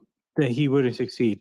And the only other thing is, I said Putin's next move is control the media and look for other nations for help, not his actually military, which is also what he did. So from my point of view, Lev was one of the first people to say, this isn't going to succeed. It's not going to go anywhere. He's not going to get support. And I said he's going to go get other nations, not his own military, to squash this. But the claims. I'm sorry. I must just be mistaken here because I don't really understand what. Okay, so Lev just like 5 minutes ago said that the reason why Prigozhin stopped was because he didn't get support. Correct. Are you agreeing with me that then what he was trying to get support for was just a restructuring of the MOD and not some sort of a power change in the Kremlin itself? Okay, well, I agree with you that he might have not wanted to take Putin out him exactly, but when going after the MOD is going after Putin because these are his people he put into place. So it's it's like a war of words where we're trying to say, well, he wanted to take this guy out, but he didn't want to take this guy out. I mean, if he would have forcefully went in there and tried taking out the generals, it would have been basically an attack against Putin, and that's why. If you remember yesterday, after Putin came out and made a speech, Wagner came out and responded and said Putin made the wrong mistake. There's going to be a new president soon. No. What? No. So first of all, those two things. That's All why I sources wanted reported that. So okay, and all source, I was in the space at that moment. All source was immediately contradicted by Ian, who said no, actually, that claim that Wagner said there's going to be a new or there should be a new president, whatever the quote was, actually came from a Wagner fan account on Telegram, and I cited that on my Twitter. I posted that, so that's a false claim. But the reason why I thought you confirmed. I'm sorry, I thought it was confirmed. No. So what I would say, no. So it wasn't Prigozhin. I mean, let me look back. But what I would say is that there is a fundamental difference. I think people need to understand when we're dealing with Russian Telegram, right? There is, as Jackson said, there's the Prigozhin specifically where he releases a statement, and then the people under him. There's a specific Russian Telegram and Wagner Telegram group that was basically saying we're done with Putin. It's time to overthrow him. Right. That Wagner Telegram group, we don't know if that's high-ranking Wagner officials. We don't know if that's just a random fan account. That's just simply a Wagner affiliated account. These are one of the most influential Wagner accounts that exist on Telegram, and you cannot disregard what they say out of hand because let's not remember during the whole offensive of Bakhmut, right? These were the Telegram accounts that everybody was sourcing from Wagner's point of view of the situation in Bakhmut and what was going on. So again, we have to be very every time you deal with Telegram, you always have to be dubious. No matter if it's Russia, Ukraine, or myself with cartels, it doesn't matter. You have to be dubious. You always have to double, triple check, and sometimes it's impossible to confirm. However, it's still important to utilize it because it also gives you a frame of reference. And I think the important aspect of it is that Wagner Telegram and what the messages they were putting out was for blood. And then when Prigozhin said he was pulling out of Moscow, it was a clear sense of betrayal from these guys and Wagner and these Telegram. They're very influential. You're talking about tens of hundreds of thousands of people that have a very clear understanding of the mood of Wagner at that time. But again, anything you deal with Telegram, you can never confirm 100%, but it's important. Go ahead, Jackson. I agree with you on that. And what I'll just finalize the conversation around that point by saying Yeah, I saw that telegram. Yes, it is a big telegram, but I mean, it really, in the grand scheme of things, insofar as a coup on Putin, it doesn't mean anything. I mean, you could have a random low-ranking Wagner soldier in the heart of Rostov-on-Don say, "Oh, I want to get rid of Putin. Let's get rid of Putin next, and let's go to Moscow." And that doesn't mean that Prigozhin or anyone within the rest of the Wagner command agrees with that. That's just a lone low-ranking person that might or might not be reprimanded thereafter for saying those things. But to finalize my points about what Lev said, Lev, I mean, the reason why I asked you that question about whether or not to clarify whether or not you believe it was a coup or not, and you said, well, maybe it wasn't a technical coup, but this was a challenge to Putin and his authority. I mean, that's what I was exactly saying. It was a challenge to Putin in his authority. You took the words out of my mouth. Okay, so those things are very, very different when you're talking about a challenge to someone's decision making and whether or not they're making the right decisions and utilizing the pawns and the resources you have to challenge and try to revert the decisions that are being made by Putin, versus saying, and this is a big thing, saying that we want to take him out of power and replace him with Prigozhin or someone more aligned with Prigozhin's ideals. And just one brief anecdote here, it's like, if you had a group of Ukrainian soldiers fighting in Bakhmut who said, I don't want to go and fight, and their commanders are saying, no, you must go fight the Russians, attack this Russian position right now. And that platoon of Ukrainian soldiers says, no, we stand by our remarks. We're not going to go fight. That is still considered a challenge to official authority. That's a challenge to the command. That can be called a mutiny, maybe even an armed rebellion if they try to fight it. But that's let me just finish here. But that's still not a coup against Zelensky. So I get those things are a little bit different, but when we're talking about a coup, we have to be very specific. But now let's reframe that. I mean, you're talking about two different things. A group of soldiers defying their commander's orders. Now, what if a group of Ukrainian soldiers decide to all of a sudden take tanks and march on to Kiev and demand Zelensky do something that he didn't want to do? Now it's a different story. So what we're not talking about is that there are certain soldiers that challenged the authority of their commanders. We're talking about a group of soldiers that challenged the orders of their president. And also we have to take into consideration which country we're in and who the president. We know in Russia, Putin is all, and he makes all the decisions. So, and he does not like to be challenged. He doesn't like to be challenged by going on TV talking about him. This was armed personnel taking over the southern control, to having other soldiers flip, going all the way close to Moscow. And I mean, this was not just a regular, we didn't agree with your orders.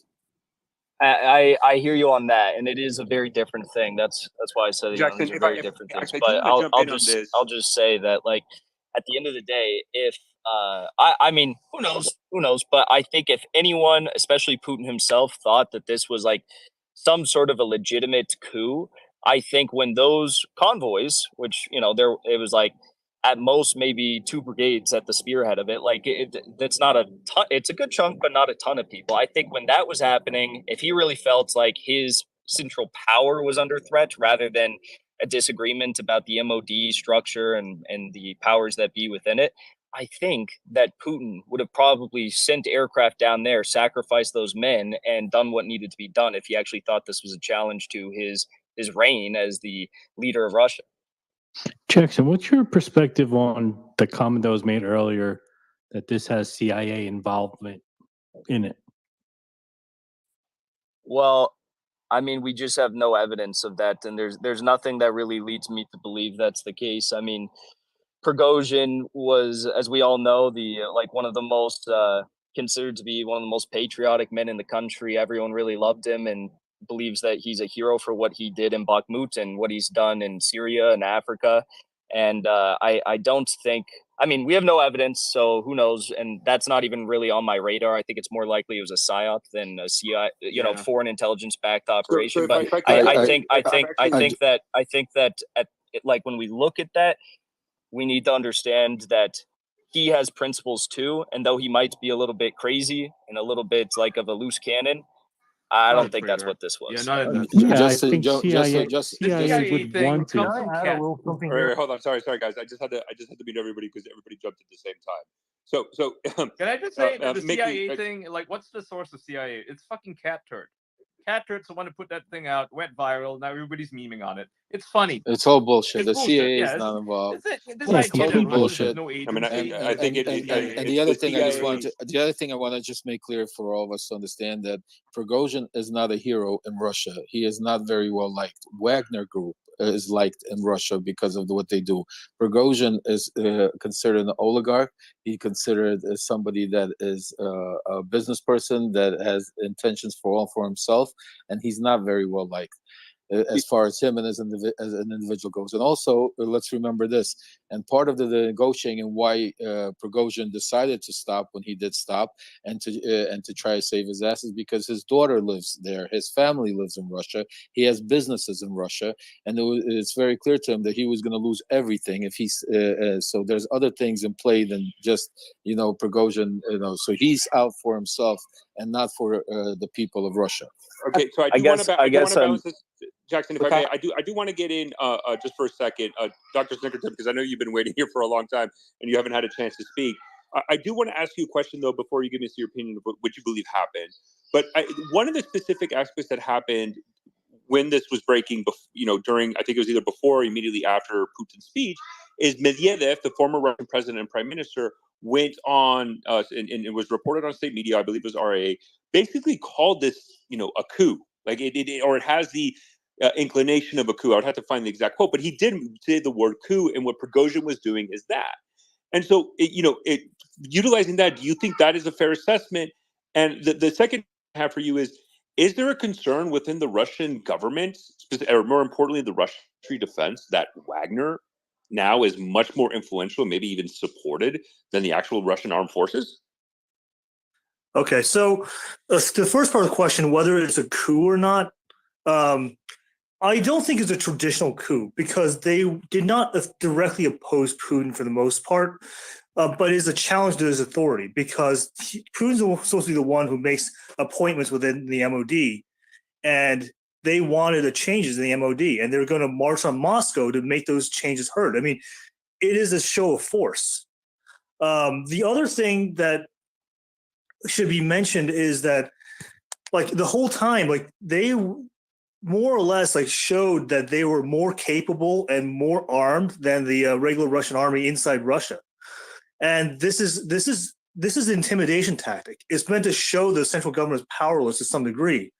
But the thing is, Prigozhin overplayed his hand because for the most part, there might be a couple exceptions. For the most part, all the governors, all the police chiefs, most of the military, they all sided with the president. So at that point, it's like if it really came to blows, they would not succeed. So they basically said, like, okay, we made our point, let's take a deal. And that deal, is semi-exile for some of them, and MOD contracts for others. So that's essentially that's the question of a coup. And I would actually really caution against people thinking it's all a psyop because, look, 4 out of the 8 aircraft lost were these expensive, rare, and irreplaceable electronic warfare and communications platforms. You don't just troll and destroy these priceless things, and including the pilots and operators who are also highly trained, and you can't easily replace them. This is actually the thing that makes me wonder. I can't prove there was foreign intelligence involvement, but the fact that they knew exactly what to target, and these electronic warfare planes, they do not have offensive weapons. They are not capable of shooting at them. So, why would they be going out seeking and destroying these? So it's a really odd question. Normally these things would be far away. They would not be taken out, but they knew exactly to hunt them down within the first few hours of their little march. So, Dr. Snickerton, do you believe that maybe Wagner had information from inside the Russian MOD that might have given that type of heads up? Either it was some kind of fifth column thing, or it was foreign intelligence supported, because that's the efficiency at which these assets were destroyed I mean, 3 of these Mi-8 EW platforms, 3 in just a matter of hours, like that's insane. And the communications plane, they were shooting at it when it was making an approach, landing at an air base. And the thing is, like, they knew this thing was not an offensive plane. It was obviously a communications plane, had no offensive weapons. Why would they be shooting it down? I mean, because it was flying. It was basically acting as a kind of control station or command station for operations over Ukraine. It was returning to base. I mean, there are certain things about this that are meant to basically disrupt Russian military cohesion and sort of operational. Or maybe, Doc, they just knew how important it was, and they've been working for years directly with these people, and they knew exactly where it was going before this even all started. Right. Instead of some conspiracy theory that it's foreign funded and blah blah blah. I mean, these people worked hand in hand with the people that run this. I don't understand how it's so hard to understand how they. I think the obvious answer, the really easy answer is that you're giving 19-year-olds anti-aircraft missiles and being told fire anything, and they've seen the first thing that flies above them, and EW ships will be probably above them first because they're not using offensive stuff against them. They've seen something fly, they've pointed it, they pulled the trigger, and they really haven't known they're firing at, which is pretty likely considering most of these Wagner ops are pretty untrained and they're pretty they're kids. They would have been told they can fire at shit, and they saw something with EW and they fired. That's not the case at all. I mean, I said this before on the matter of what the numbers of Wagner are, and I said, like, basically from my years of watching this organization, their numbers, core numbers, are about 5,000, and they have throughout the course of the conflict, they absorbed other prisoners and other conscripts. They beefed their numbers up by another 10,000. But those are not people that are really directly attached to the organization, because they basically they get their 6-month contracts and they're out. But the 5,000 core members, that's fairly consistent. And those are guys that are fairly well trained. Many of them have been with the Wagner organization for years. And they've been like through multiple deployments through Africa, through Syria. So like they would not be greenhorns at this. And right, and according to Mark that was up here earlier, they're the best trained military force in the entire world, which is also a joke. Yeah, but the issue is this. Like, so I looked at numbers. So there are 4 columns essentially that went into Russia. Each one was between 200 to 300 vehicles, and basically you had a mix of pickup trucks, BTRs, some tanks. Let's say an average of like 5 per vehicle. You have like 5,000 guys. That's about the size of core Wagner. I do know that some of the Russians, like that I speak to, like RWA podcasts, like they basically say they know people who are in these columns. Like these are people who've been in the organization for years. These are not the prisoner conscripts. These are the core Wagner guys. So yeah, they would not be these greenhorns. They're people who would have been directly involved in the conspiracy to make a challenge or a coup or however you want to call it. And after this, because they're participants in the coup, they're actually not going to be offered MOD contracts. They're going to offer the rest of Wagner MOD contracts. Some of them will take it. Many of them will just retire, enjoy their freedom. But essentially, with Prigozhin going Belarus, many of these, like the core Wagner guys, few thousand core Wagner guys, are going to be split up between the Belarusian Ukrainian border and the Belarusian Polish border.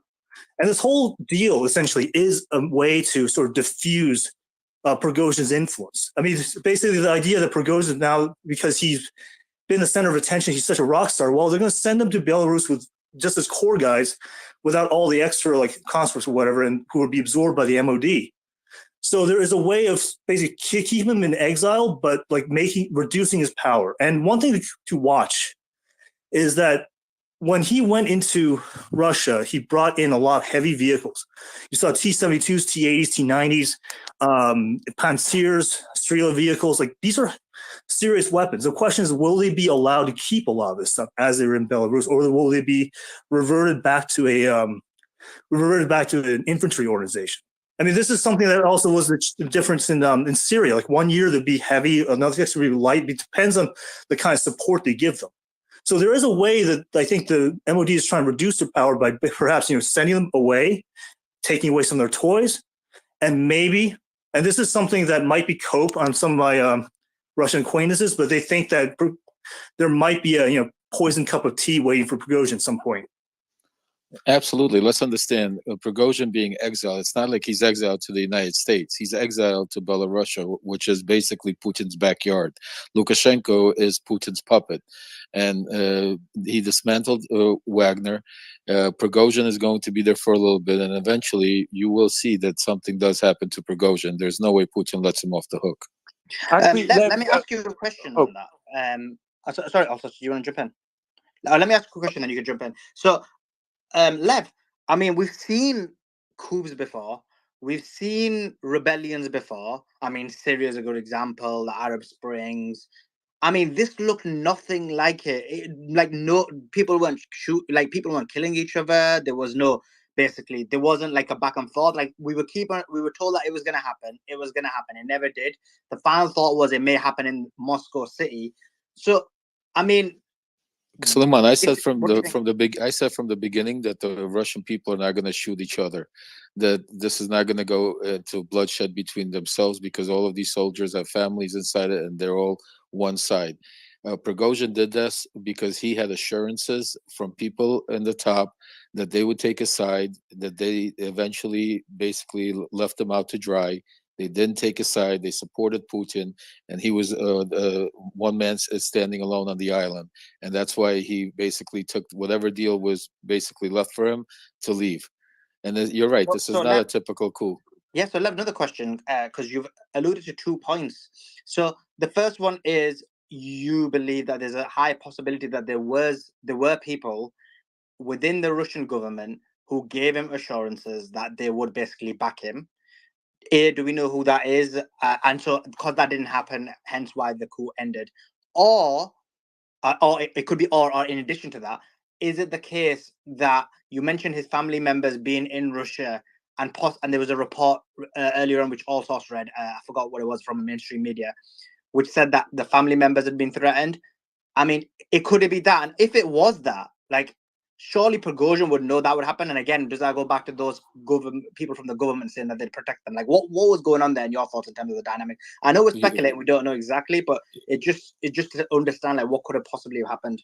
But you're 100% right. I mean, we are speculating, but there's like common sense and good speculation, and then there's off the wall speculation. And I think it's pretty good to assure that Prigozhin has a lot of businesses in Russia. He knows he's a lot of top tier guys.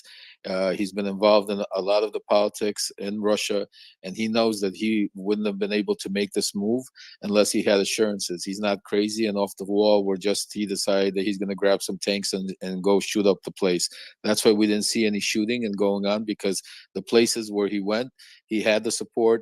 That's why they were able to clear so quickly. And then when he got up closer to Moscow, that was one of the reasons yesterday when the day before yesterday when we were discussing and we were saying, where's Putin? I had sources telling me that he's taking his time. They're trying to reevaluate and figure out who is going to be trying to jump ship or not, to be able before he comes out and makes a statement. And that's exactly what happened, because nobody in their right mind understands that they would just be able to go march on Russia without having support of higher up governments. As like I said, he has family, he has businesses, he has a lot of money tied up over there, and he understood that the only way he would be able to save it or secure it and protect his family is if he would be able to succeed and have the support of higher ups. But when they left him out to dry, that's why till this day, I don't think, and I might be wrong, but I haven't seen any videos coming out from Prigozhin. And this is not a man that's not, this is a guy that would go on Telegram 10 times, 100 or X amount of times a day and make his videos, make his speeches, make his text messages. But we haven't heard anything from him. He's shut up and he's gone into hiding, basically. And also, you wanted to jump in with a question? Yes, I actually, you know what? He dropped. I wanted to bring Mickey in here while he connects. Can he? I don't think I can. You know what, Suleiman? While Mickey gets up, I'll let you go to the next speaker because I had a question for him specifically. Yeah, of course. Vaughn, you got your hand up. I'd love to hear what you've got to say, Mark. Go ahead, Vaughn. Yeah, I just want to say that I don't know if it's mentioned, but it seems it's often overlooked, is that well, the previous speaker mentioned that Prigozhin essentially accepted the amnesty offer in exchange for laying down arms. He kissed the ring, figuratively speaking, but more important than that, he kissed the ring as was worn by Lukashenko, who is Putin's vassal.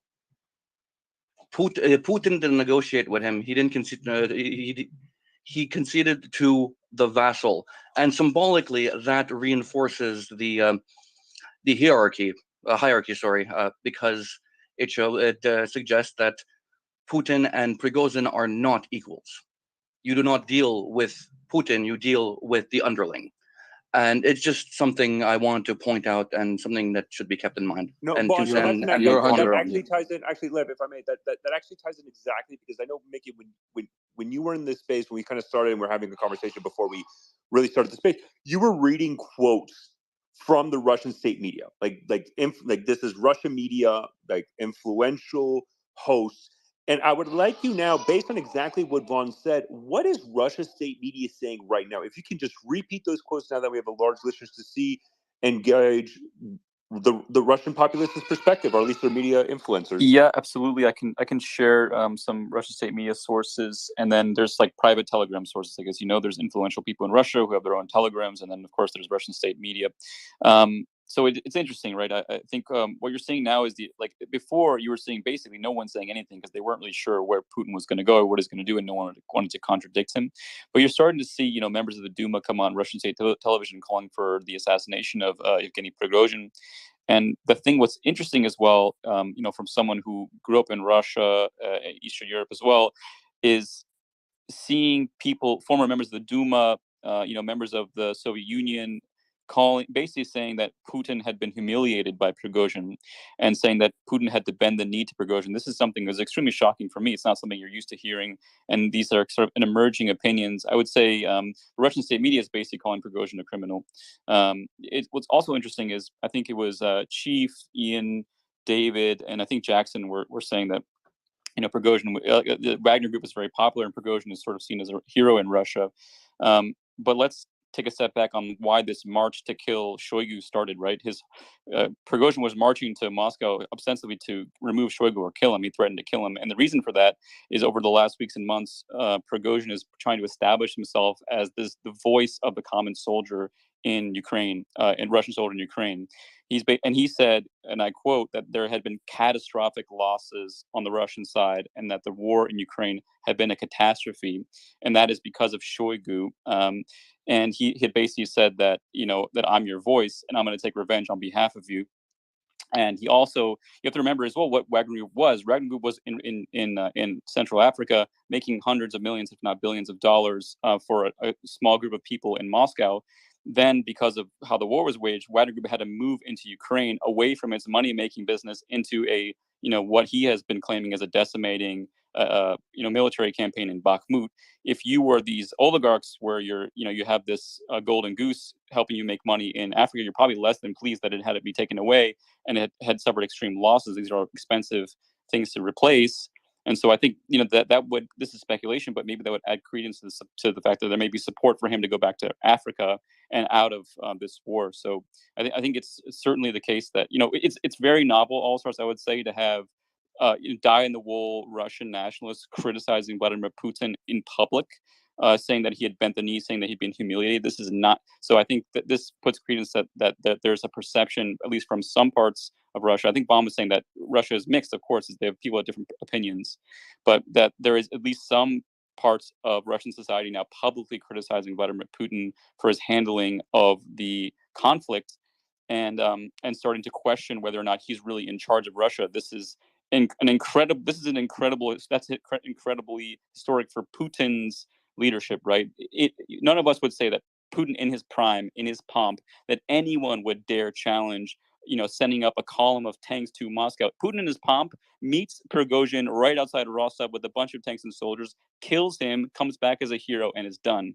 This case, Putin gave one statement. He really hasn't been seen since, and there's not much clarity, and he hasn't really dealt with it. Prigozhin is maybe going to Africa. No one really knows. So I think that's also a unique thing to recognize. Well, for a couple of things. I've heard that there were some contracts that were given to Wagner in Africa after this entire thing went down. So I think they were after a lot of money, and I think it was more so it was political, I guess, but also there's a monetary side of things too with contracts for Wagner, as they are a large corporation and has many other contracts are doing and projects they're working on. I will say though, just to make a point pretty clear, I think that we're looking at this and saying that Putin was humiliated. This is kind of the West looking in. You can say that, but I don't know That's a how statement from much. a Russian member of the Duma, not myself. Well, the thing is, A former this is member more of the so. Duma, my guy. Yeah, I Oh, mean, He but lives in he's the UK. What are you talking about? he's saying that it's a Western perspective. I'm just sharing a Russian perspective. Yeah, a Okay. Russian guy who lives in the UK hates Putin, and you're taking him as meaning like all Russians. I mean, this guy obviously. No, I'm cares not about saying it as meaning Putin. all Russians. I'm not saying that. It's the question though. Like what I'm saying is, we can't really gauge like a percent that shifted in public perception of Putin over this. If anything, this has really shown a lot of people in Russia want this conflict to be, ended really in Ukraine. That's kind of a larger theme that's been kind of shown with the Russian citizens. But I'm not going to go and jump to say that Russians are jumping ship or even like a decent or a significant population are questioning Putin's leadership. I can't really make that claim. I don't think there's enough to point to as of right now.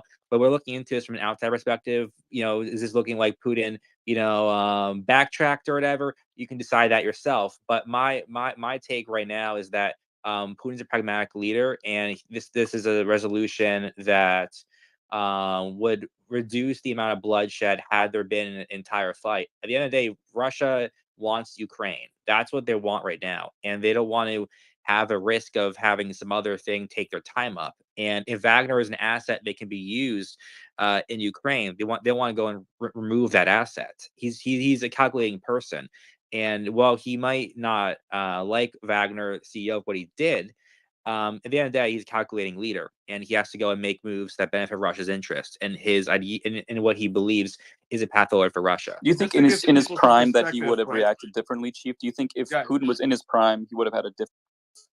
I don't think so. No, look, just to give people some perspective, this former Duma member talking and making comments on Putin, it's a lot like, let's say you knew nothing about American politics and you saw Adam Kinzinger say something like, we're all behind Ukraine and we all want to support them. We're 100% in, and you tell people that the entirety of the American public supports this war in Ukraine, right? No one said entirety. I'm just saying I it's never the said equivalent entirety. of that, right? It's the equivalent of that. Like this guy, his opinions are about as legitimate as Adam Kinzinger, who, by the way, is no longer a member But of Congress. him being a Russian, his opinions are more legitimate than yours. Doesn't matter, dude. Like it's just one guy's opinion. How he doesn't is like it more Putin. he's Russian? He doesn't even support the war in Ukraine. I mean, this is Wait, the but vast certainly a majority of Russian Russians support the citizen war in knows Ukraine. more about what's happening in Russia than a non-Russian citizen, right? We will. If you're trying to find out how Russian people think, you should ask them. Like your opinion is like, it's like saying Adam Kinzinger knows more about what's happening in all of America compared to the, like. No, I agree. I think it's too far to say all America. I think you want to have a poll. You want to know what Adam Kinzinger thinks. You want to know what Ian thinks. You want to know what Trump thinks. I think you want. Our goal is here is to so let's get some is to opinions explore from what's being happening. Russian The MPs question who are was, actively, still MPs and not outside of the country. I could Ian, tell you this, I think guys, from my sources. I'll go to you because I okay, want go you ahead. to answer this. But I think I think that at least one of the common themes we were seeing is from Russian state media is an absolute disgust with Prigozhin. But go ahead, Lev. I think you have a combination of both happening. Absolutely, it's a disgustful group of Prigozhin, and majority of the Russian people still love Putin and still support Putin.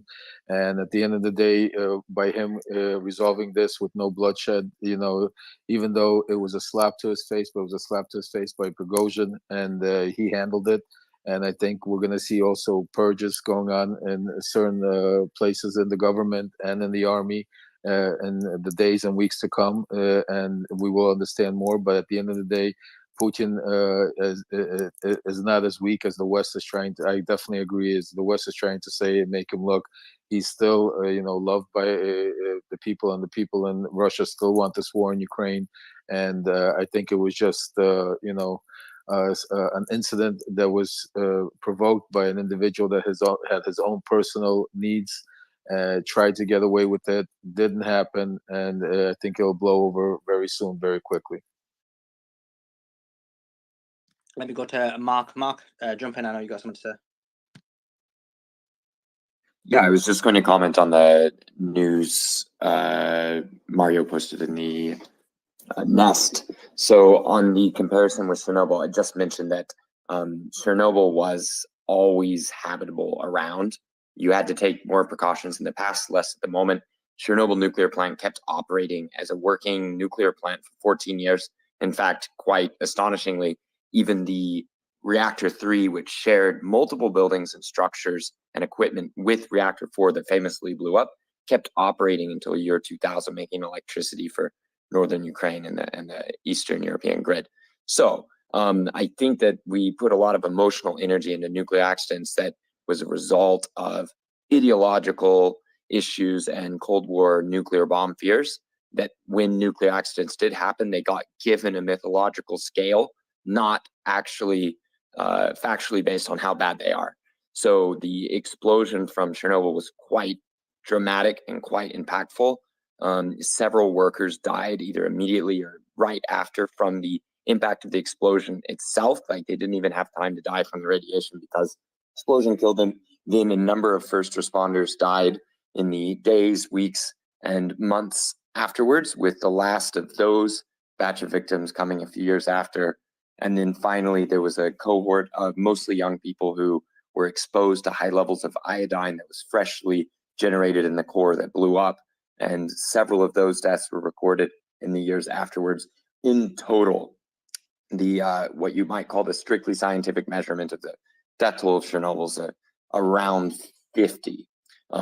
If we want to accredit deaths from the chaos of the dissolution of the Soviet Union, which may have weakened and fallen apart faster because of the disaster and the cost of the cleanup, then we can do that. If we want to talk about the fear it caused and deaths due to hopelessness or alcoholism or displacement, we can do that. But the physical deaths from the actual molecules of Chernobyl, the accident, were just a few dozen. So the fact that we have a nuclear plant at Zaporizhzhia without this dangerous iodine in it, meaning even blowing up the entire facility would not release the iodine that's linked most strongly to any cancer that came from Chernobyl, should help people breathe a sigh of relief no matter what happens. To me personally, the stakes are the following. I don't even think a panic would be sustained in the aftermath of a disaster because we're just getting sort of tired of nuclear news if there aren't deaths accompanying it. So in my opinion, the stakes of Zaporizhzhia, beyond the negotiating, the back and forth between media attention about possible bombs placed there, is this. The facility itself would cost between $20 and $40 billion to rebuild from scratch, depending on how deeply it's damaged. So it's an incredible industrial facility that is extremely valuable to whoever is able to put it back in operation. And then also the stakes are the staff members on site, not even really from radiation. Even if it was treated as a giant dirty bomb or reactors started melting within their containments, more like the staff put under extreme strain and stress for many, many months. They've been doing an extraordinary job, but any extra chaos or any battle to recapture the plant and defense of the plant, it puts their lives in further danger. So Just if wanted I to may, put I just perspective want on the to give a huge Zaporizhzhia. shout out, by the way, to everybody here. If any listener has any questions about anything nuclear, Mark is your guy. Make sure you follow him. He is an awesome source on this. I have dealt with him. Anybody asks me anything about nuclear, I just send them Mark's way. He's the guy. He's an excellent source. So please make sure to give him a follow, because a lot of the conversation we're having is about nuclear stuff. And I think he's a great source of information that can provide technical and expertise opinion on that, probably way more than anybody on this panel. Just want to give you that shout out, Mark, because we deal a lot and I love it. Hey, I appreciate it. And I will say that part of that is not that it's all coming from me, but I know the limits of what I know as a nuclear engineer, not a physicist or a radiation health physicist, even though I've had to study that like anyone who gets a nuclear engineering degree. But I know a lot of the world's top experts who have worked on those issues, because I was part of research for many years on these topics, trying to get down on the truth of the numbers and the situations at the nuclear plants. So if I can't handle it directly from prior research, I know who can, and I can direct your questions. So DMs are always open, and I try to get to everybody. Thank you for that, Mark. I'm going to go to Michael, but just before Because I say this every time I'm in a space with Mark. I studied some of this from the military strategic study side. Your expertise is muchly appreciated. Thank you for being you, and thank you for being here. Thanks for that one. So, guys, if you've got any points you want to make, any questions, any comments, what do you think is going to happen to Prigozhin now he's gone to Belarus? Love to hear your comments and thoughts. Put it in the comments section at the bottom right hand side, and we are going through those questions. Let me go to Michael. Michael, I mean, I don't believe I've heard your opinion on this, and I really would like to hear it. We had the possible coup, maybe not coup, yesterday, and what are your thoughts about what happened and the aftermath, Michael? Please go ahead. That's you, Tracy. Yes, that's me. Hey, how's it going? My overall thoughts. Well, I guess, although it might seem a bit superficial, my initial thought was, okay, what do we even discuss this as? Is it a coup? Is it a phenomenon of some other kind? What's the correct terminology? Not because the terminology is the be all end all, but because it actually helps to clarify conceptually what we're thinking about, talking about. And I initially wasn't clear that coup was necessarily the right term just descriptively, because it wasn't clear to me, as I could see it, that the objective of the rebels or insurrectionists, or whatever the term may be, it wasn't clear that their objective was to oust the top leadership of the country. And if that wasn't the objective, I wasn't positive whether a coup would be the correct word to describe what they were thinking to do. Yeah, I think but then it turned out that as far as Putin put it yesterday afternoon, there couldn't be a more grave existential threat to the Russian state, and he called it treasonous betrayal and so forth. So that heightened the sense of severity that he was ascribing to it, that you would think would be akin to a coup, and yet they brokered an agreement where apparently Prigozhin is going to, quote, exile in Belarus, which is the same country that Russia just transferred lots of nuclear technology to. We're told, so it's not as though it's an enemy state, and that he's being harbored, Prigozhin, in Belarus at the against the will of Putin. So I guess my overall take at this point, and I'll try to keep it brief, is that I just don't still yet know exactly what to think. So I'm trying to retain a little bit of a humility, get more information, and then try to synthesize something. I don't know if anybody relates to that. I think the thing was with this, you had a lot of information coming in from lots of different sources at one time, like information overload, and people start making sense of all of this information, and you don't really know when you hear things whether it's really true or not, if it's propaganda, if it's just theatrics, or if it's real.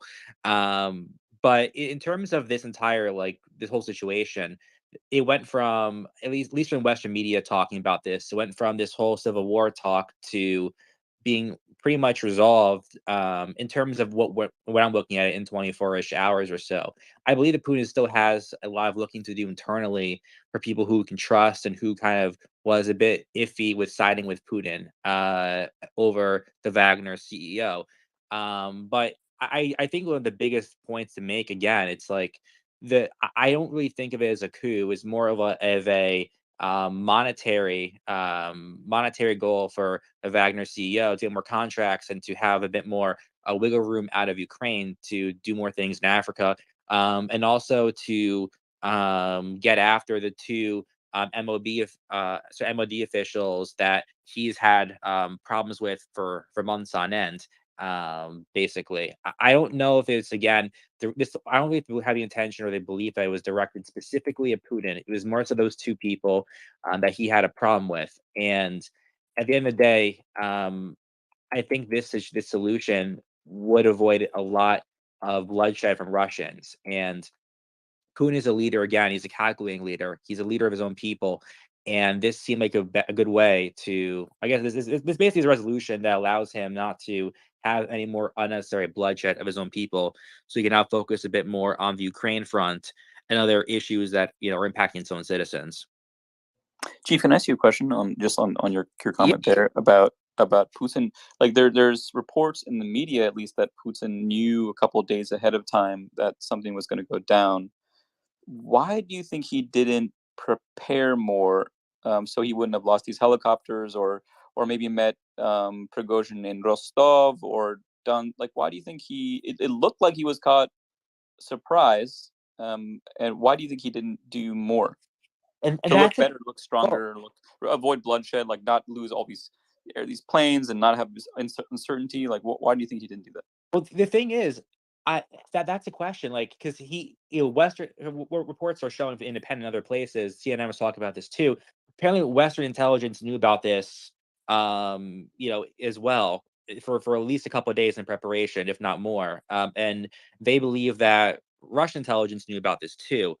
I don't know the motives again for Putin as to why he definitely had knowledge about this, but I don't know as to what he wanted out of this situation, what he got out of it. I don't know. So I could add to that, just from my sources that I've been reporting on, that what I'm saying, it was his way of trying to weave out the traitors or people that weren't loyal to him. Because if he would have just stopped it at its tracks, it would have been just him against Prigozhin.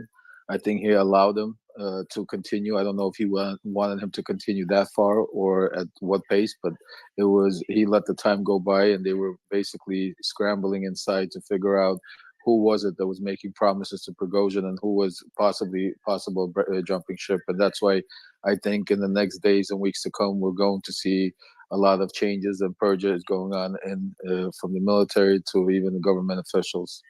Yeah, if we don't see that, what do you think? What do you think that if we, let's say we do see that, I think then you'd absolutely be right. But if we don't see that, if you see Shoigu still in office, Prigozhin still alive in like a month, what would you say then? For a question here for. Well, I don't think it was about Shogu. I mean, Prigozhin. Time frame wise, I don't know if it's a month, a week. I don't know what.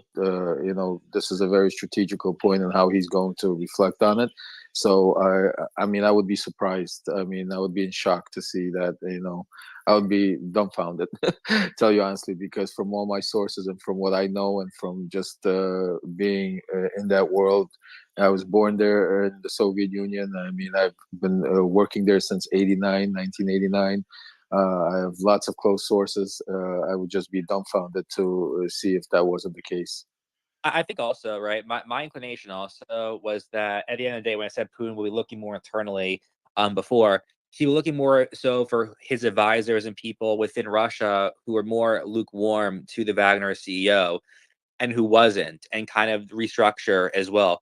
That's kind of my interpretation of that. He'll have more of a knowledge of who is backing him and who's not, and I do agree with Lev. There probably there might be some sort of change in leadership. I guess under Putin's orders. I'm not sure how much we'll know about that. Look from outsiders looking in, but that seems like a very reasonable. Keith, you bring up a good point, and I'm going to push this onto Intel for this question, because Sully, I remember when we were having this marathon, one of the things you and I were discussing about, like you were pushing to me, was that the Russian military, one of the reasons why they were allowing them to go up to Moscow is because that was the easiest defended position, right? That if fighting was going to occur, you don't want to push your forces forward, you want to consolidate your military in Moscow because that's kind of a better area to defend, et cetera, et cetera. You have more urban terrain, et cetera.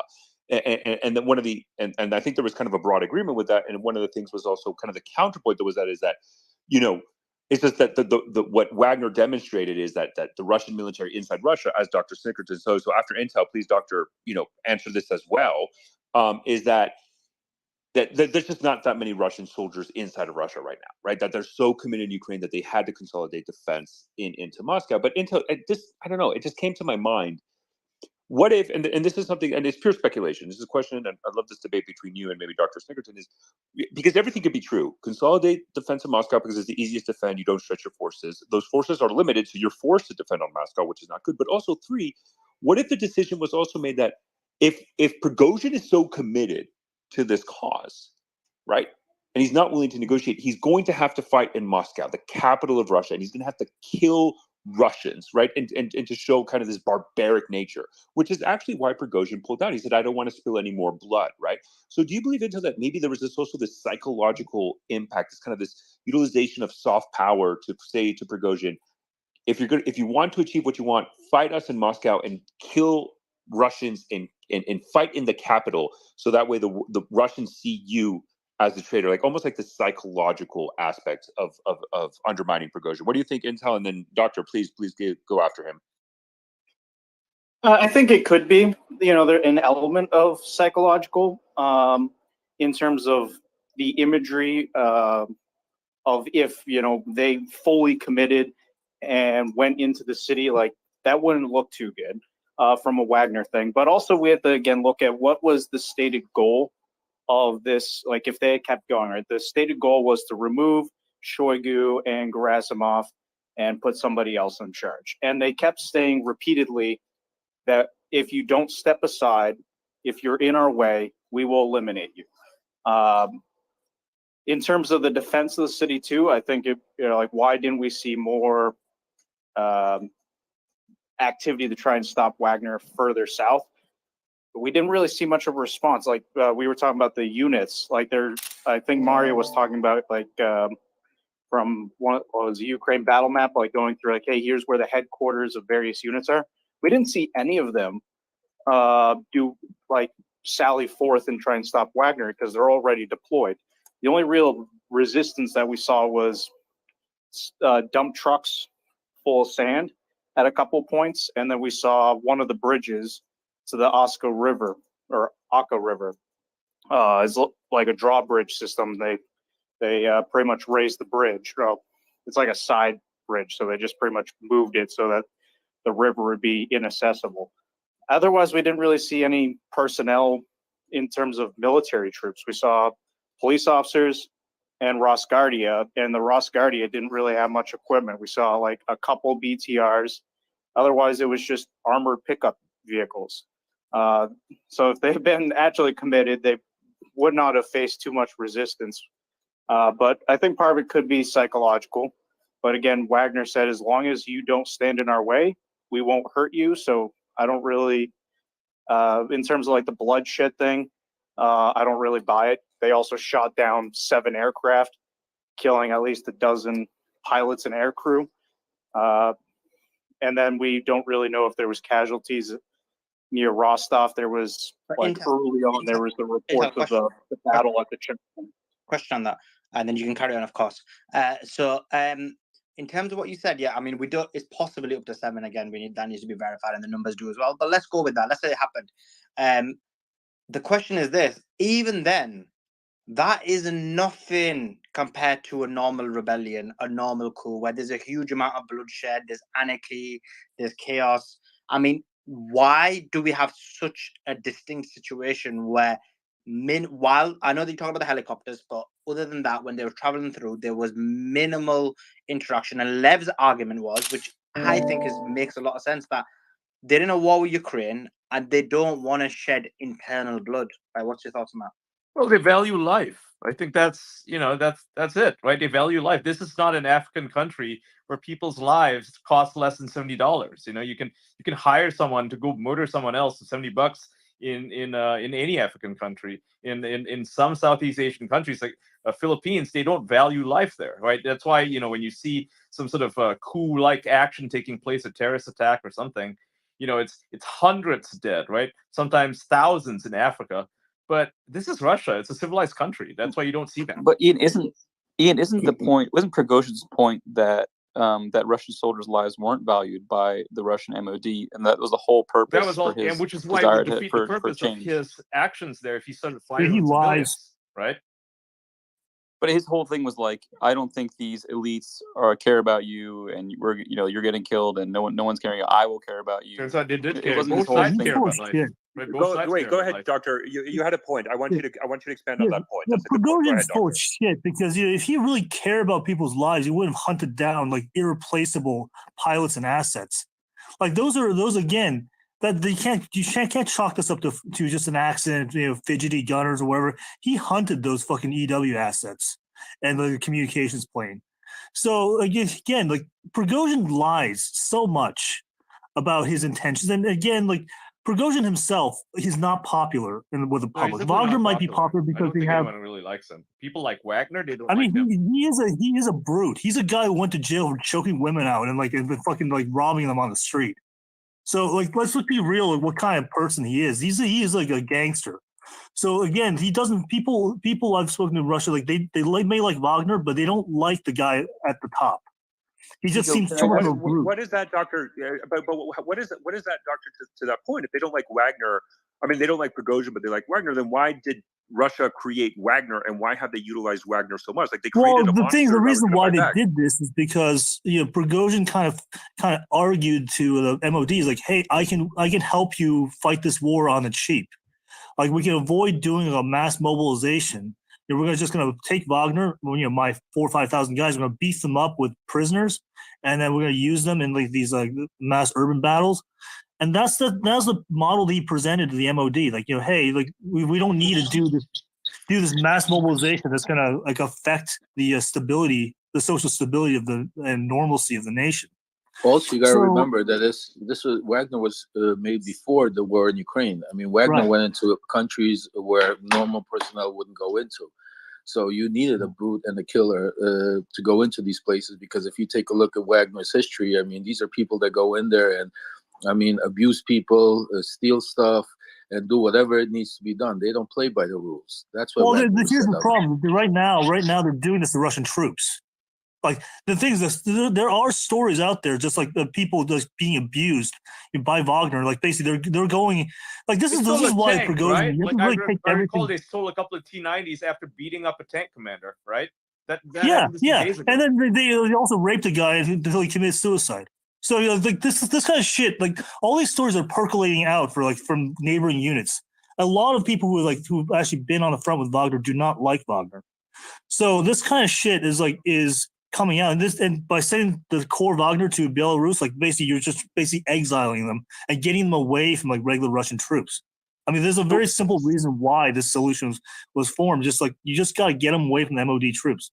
Would you disagree then with Ian's point about that Wagner values human life and that the No. I don't think they value things? human life. I think that it would just simply disprove Prigozhin's own point if he were to start, killing civilians en masse, right? Because at first he claimed that the MOD didn't value human life, and if he does the same, then his lie is revealed, right? I'm not saying that he actually believes that. I'm just saying that it would just look bad on him. Right. Okay. Sorry. I might have jumped the gun on your argument there, but yeah, basically, yeah, like essentially, like the confrontation was like Putin wanted a solution that would extricate himself from this with a minimal loss of life, and to that point, it is something he accomplished. I think quite deftly. I mean, there's some reports that he might have threatened Wagner people's families behind the scenes, but at least nobody died, ostensibly.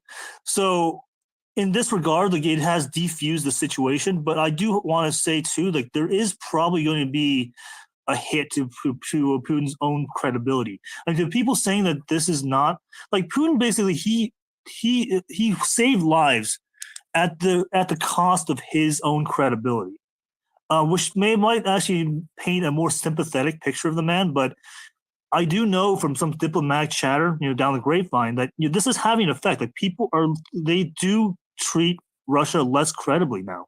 Like this is something that any normal country, that's even like an African country would say like, oh, guys are trying to march on the capital, you blow them up. Like what the hell is wrong with Russia? Like why aren't they doing a normal thing? Like it's like even the U.S. overreact. Can I ask you really quick? Are you saying that if Putin had acted much more aggressively against the encroaching troops and even sparked the breakout of a massive civil war, that would have redounded to his credibility? Like, wouldn't he want to avoid that outcome because it would probably be catastrophic for Russia? It's to which it speaks to the reputation that it's to America which has. audience you're speaking to. I mean, it speaks to the reputation America has versus the reputation that Russia has, right? Russia has this reputation based on American media that they're all a bunch of brutes. They don't value human life. They're all monsters. They're evil motherfuckers who have no values, no sanity, no morals, nothing. They're not Christians. They're all apes, they're all orcs, right? That's the reputation Russia has. And America has this beautiful reputation of being like the land of freedom. Now, if you know, I put a tweet out earlier. I said, you know, it's funny how in Russia, you know, you had this almost, you know, this nearly bloodless coup, so-called coup, and the people responsible were pardoned, and no one was, you know, no civilians were killed at all. Meanwhile, you have America, which had a mostly peaceful protests on January 6th, and you have thousands of people in jail, right, who were jailed. You had multiple people died, the civilians, Ashley Babbitt naming one, right? Police officers were injured. You had all this, and you know, like mostly civilians though were injured, right? A lot of people were unpersoned. They lost their jobs. There is And no this is a way. democracy. America's a supposed democracy. Look. Russia's supposedly, you know, authoritarian and evil and Look. full of orcs. Ian, I have a question. like, Do you think Biden? Do you think Biden plays this in his favor? Do you think he tries to like? Wait. Doctor, I know you're going to counter that. I want Doctor to go to your point before Ian. Doctor, go ahead, because I mean this idea that I'm just telling you, like this is the way normal countries handle things. In 1917, there was a mutiny in the French army because they're protesting the Minister of Defense. They're protesting the Ministry of Defense, and they resolved the situation by guess what? They executed 554 people. They mass executions because of breakdown of military discipline.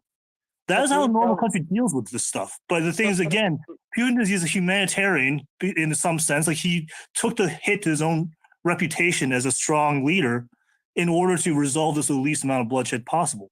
So that's the thing. Like, so he sent these guys into semi-exile, and that is the problem. Yeah, I agree with you, Doctor. For the most part, the problem by doing that, right? And a good point's been brought up about like other countries and how they deal with, you know, mutinies. Is you typically kill them. And if all of Wagner, these 5,000 guys, get dumped in Belarus, yeah, it's Putin's backyard, he can keep an eye on them, they're still together. The leadership, such as Unkin, who was allegedly the head of the convoy that was heading towards Moscow, like all of the core commanders, nothing's happened to them. Prigozhin is still alive as well. Like you have but they don't all have the the core soldiers now. leadership But the soldiers, they don't have the soldiers. Loyal supporters in Wagner that carried through on their orders. Even if you just dump them in Belarus, you can't just forget about them. Like this is now going to be and I want to make ongoing something clear. This is not over. This is not over. This is why some speculate that something will be done to them in Belarus. And I think it's important. I think it's important to highlight that we have. So one, nobody has heard from Prigozhin since this. Nobody. There was a cryptic post on Gray Zone, which is kind of affiliated with Wagner, and the Telegram channel for Wagner Telegram channel, that had an image, like kind of this AI generated image of Prigozhin, right? And since then, I mean, that's been nothing. So one, we have no idea where Prigozhin is at. Two, we have no confirmation that Wagner is in Belarus.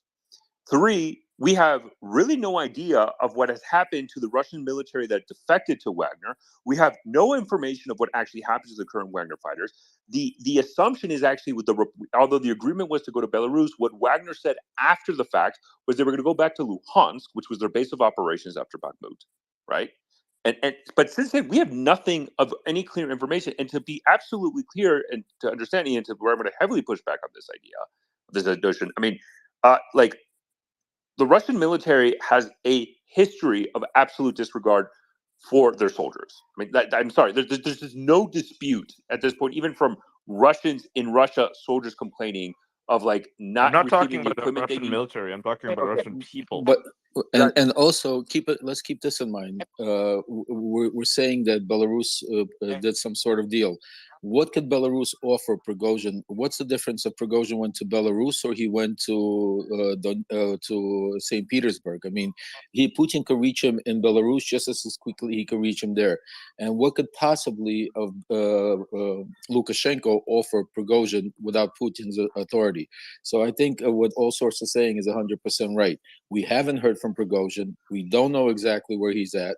We don't know if he's alive or dead or what's going on or where he's going to end up. And at the end of the day, even if certain people of the Wagner hierarchy are exiled somewhere, they still don't have the troops. They could be leaders of between themselves, but unless you have the following of your 5,000, 10,000, or 20,000 troops to be able to follow you and do what you need, you're nobody.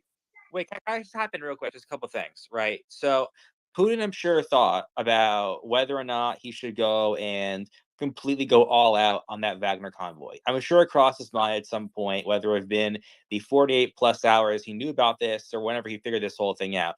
He could have done that, but he didn't for a specific reason, for his own purpose. I don't know what the purpose is. My inclination again is to figure out who's loyal and who's not loyal to him. However, we don't really know what's going on in Putin's head. None of us can really guess that. He had knowledge of this beforehand. The second point, though, about this entire thing, Putin, at the end of the day, he's trying to represent Russian people in this situation. And when he thought that this whole thing out, he thought this is the best path forwards. We can disagree and say how other countries handle this mutiny with bloodshed and really went after people and all of that. And that's fair enough. Other countries may have handled it differently. Putin thought in this case, this was the best course of action, to let this play out and do whatever. I'm not going to say that it was the right decision or whatever. I think less blood is good.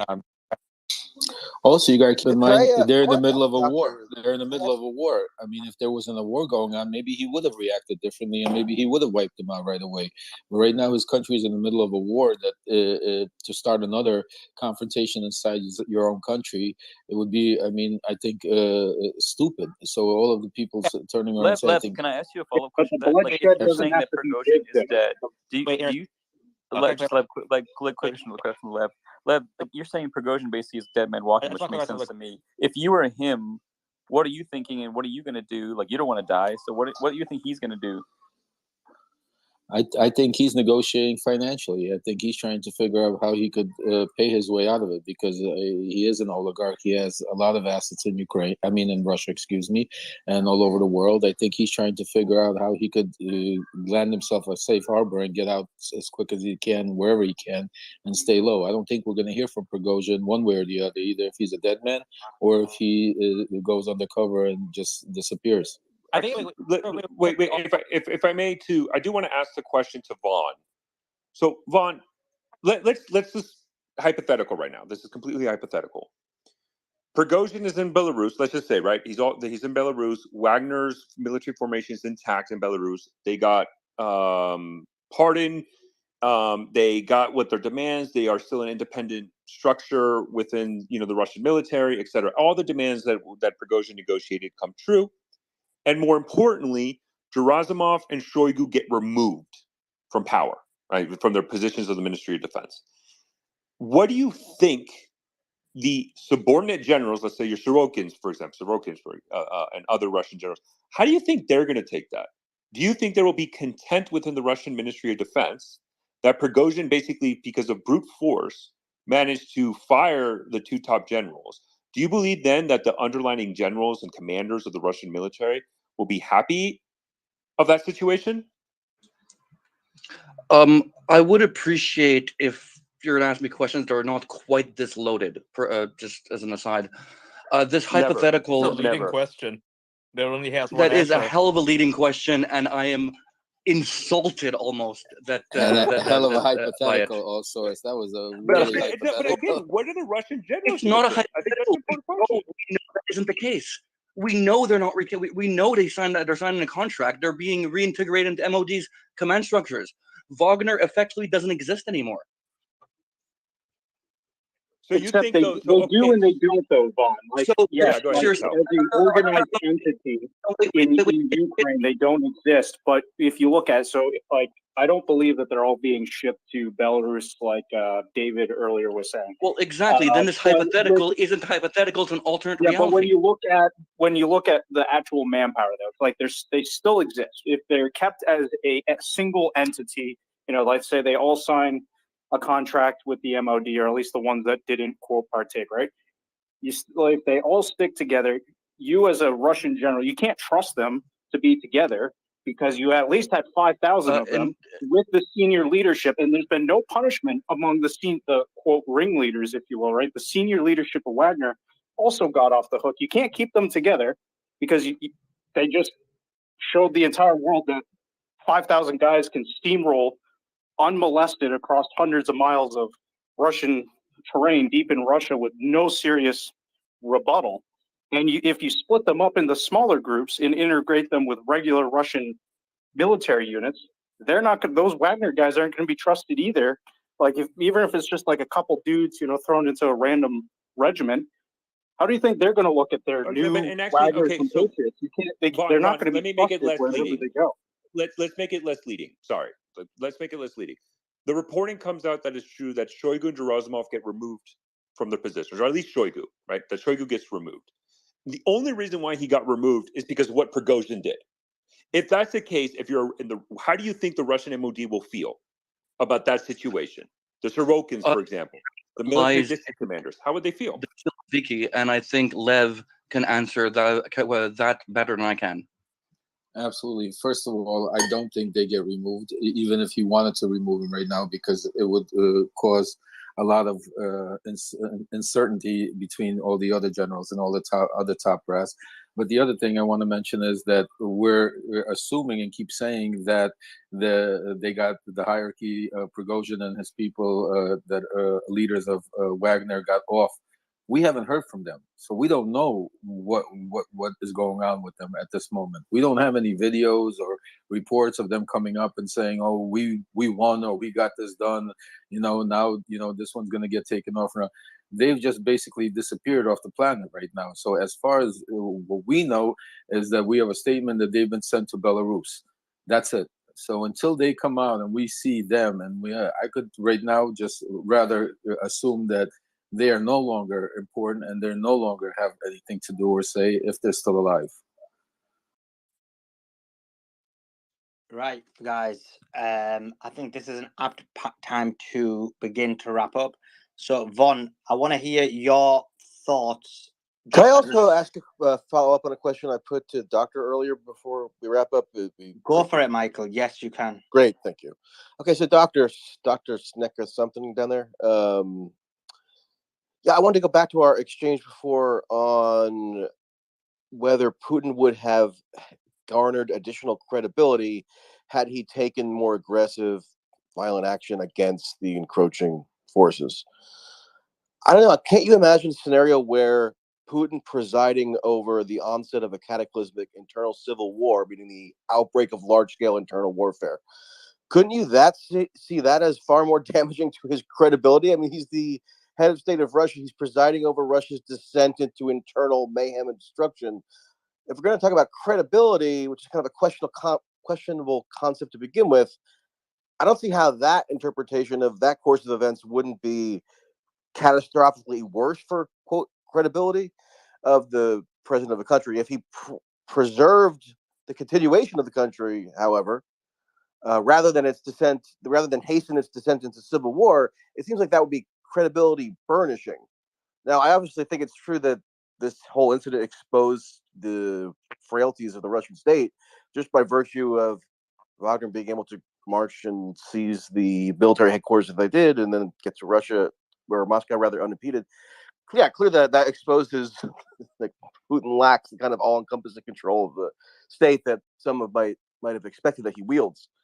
But still, to have chosen an option that forestalled literal civil war and chose the option that allows him to continue in power and to maintain the status quo, for better or worse, I don't know. I just don't really get how the credibility thing is being doled out here. Yeah, so here's the thing about Putin, right? People need to understand that Putin is not a brute. He's not a tyrant. He's pragmatic, and more importantly, he's a leader. He leads the Russian people. If he allowed Russia to descend into civil war because he had some sort of narcissistic ego and couldn't be challenged, that would speak poorly of him. That would say that he's a terrible leader, that he's willing to sacrifice his whole country just to save face. Like, fuck that. No, he wouldn't do that because he's a pragmatic leader. He will do what needs to be done to lead the country. It doesn't matter if it hurts his reputation as a tyrant. Let me reframe that. And if the country were more stable, if he had more forces at his disposal, he would have disposed of this convoy. But because he did not, he chose the more peaceable route. As I said, in World War I, France, a democracy, when they had a military mutiny in 1917, they executed over 500 people. Mass executions. And that was a democracy, and that didn't undermine the war effort.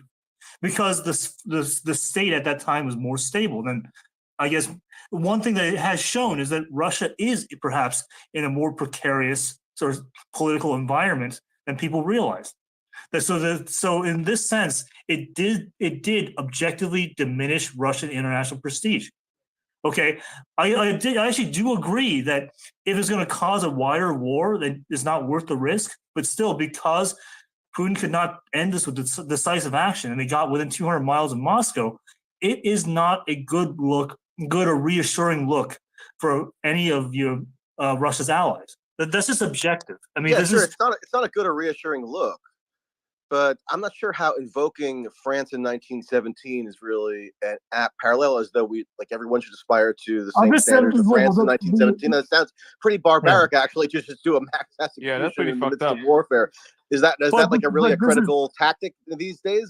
Michael, we can also look in Russian history, 1905, the Potemkin Mutiny of the Black Sea Fleet, right? Like that event, they quelled it. The Russians, the czars did quell it. They killed everyone involved.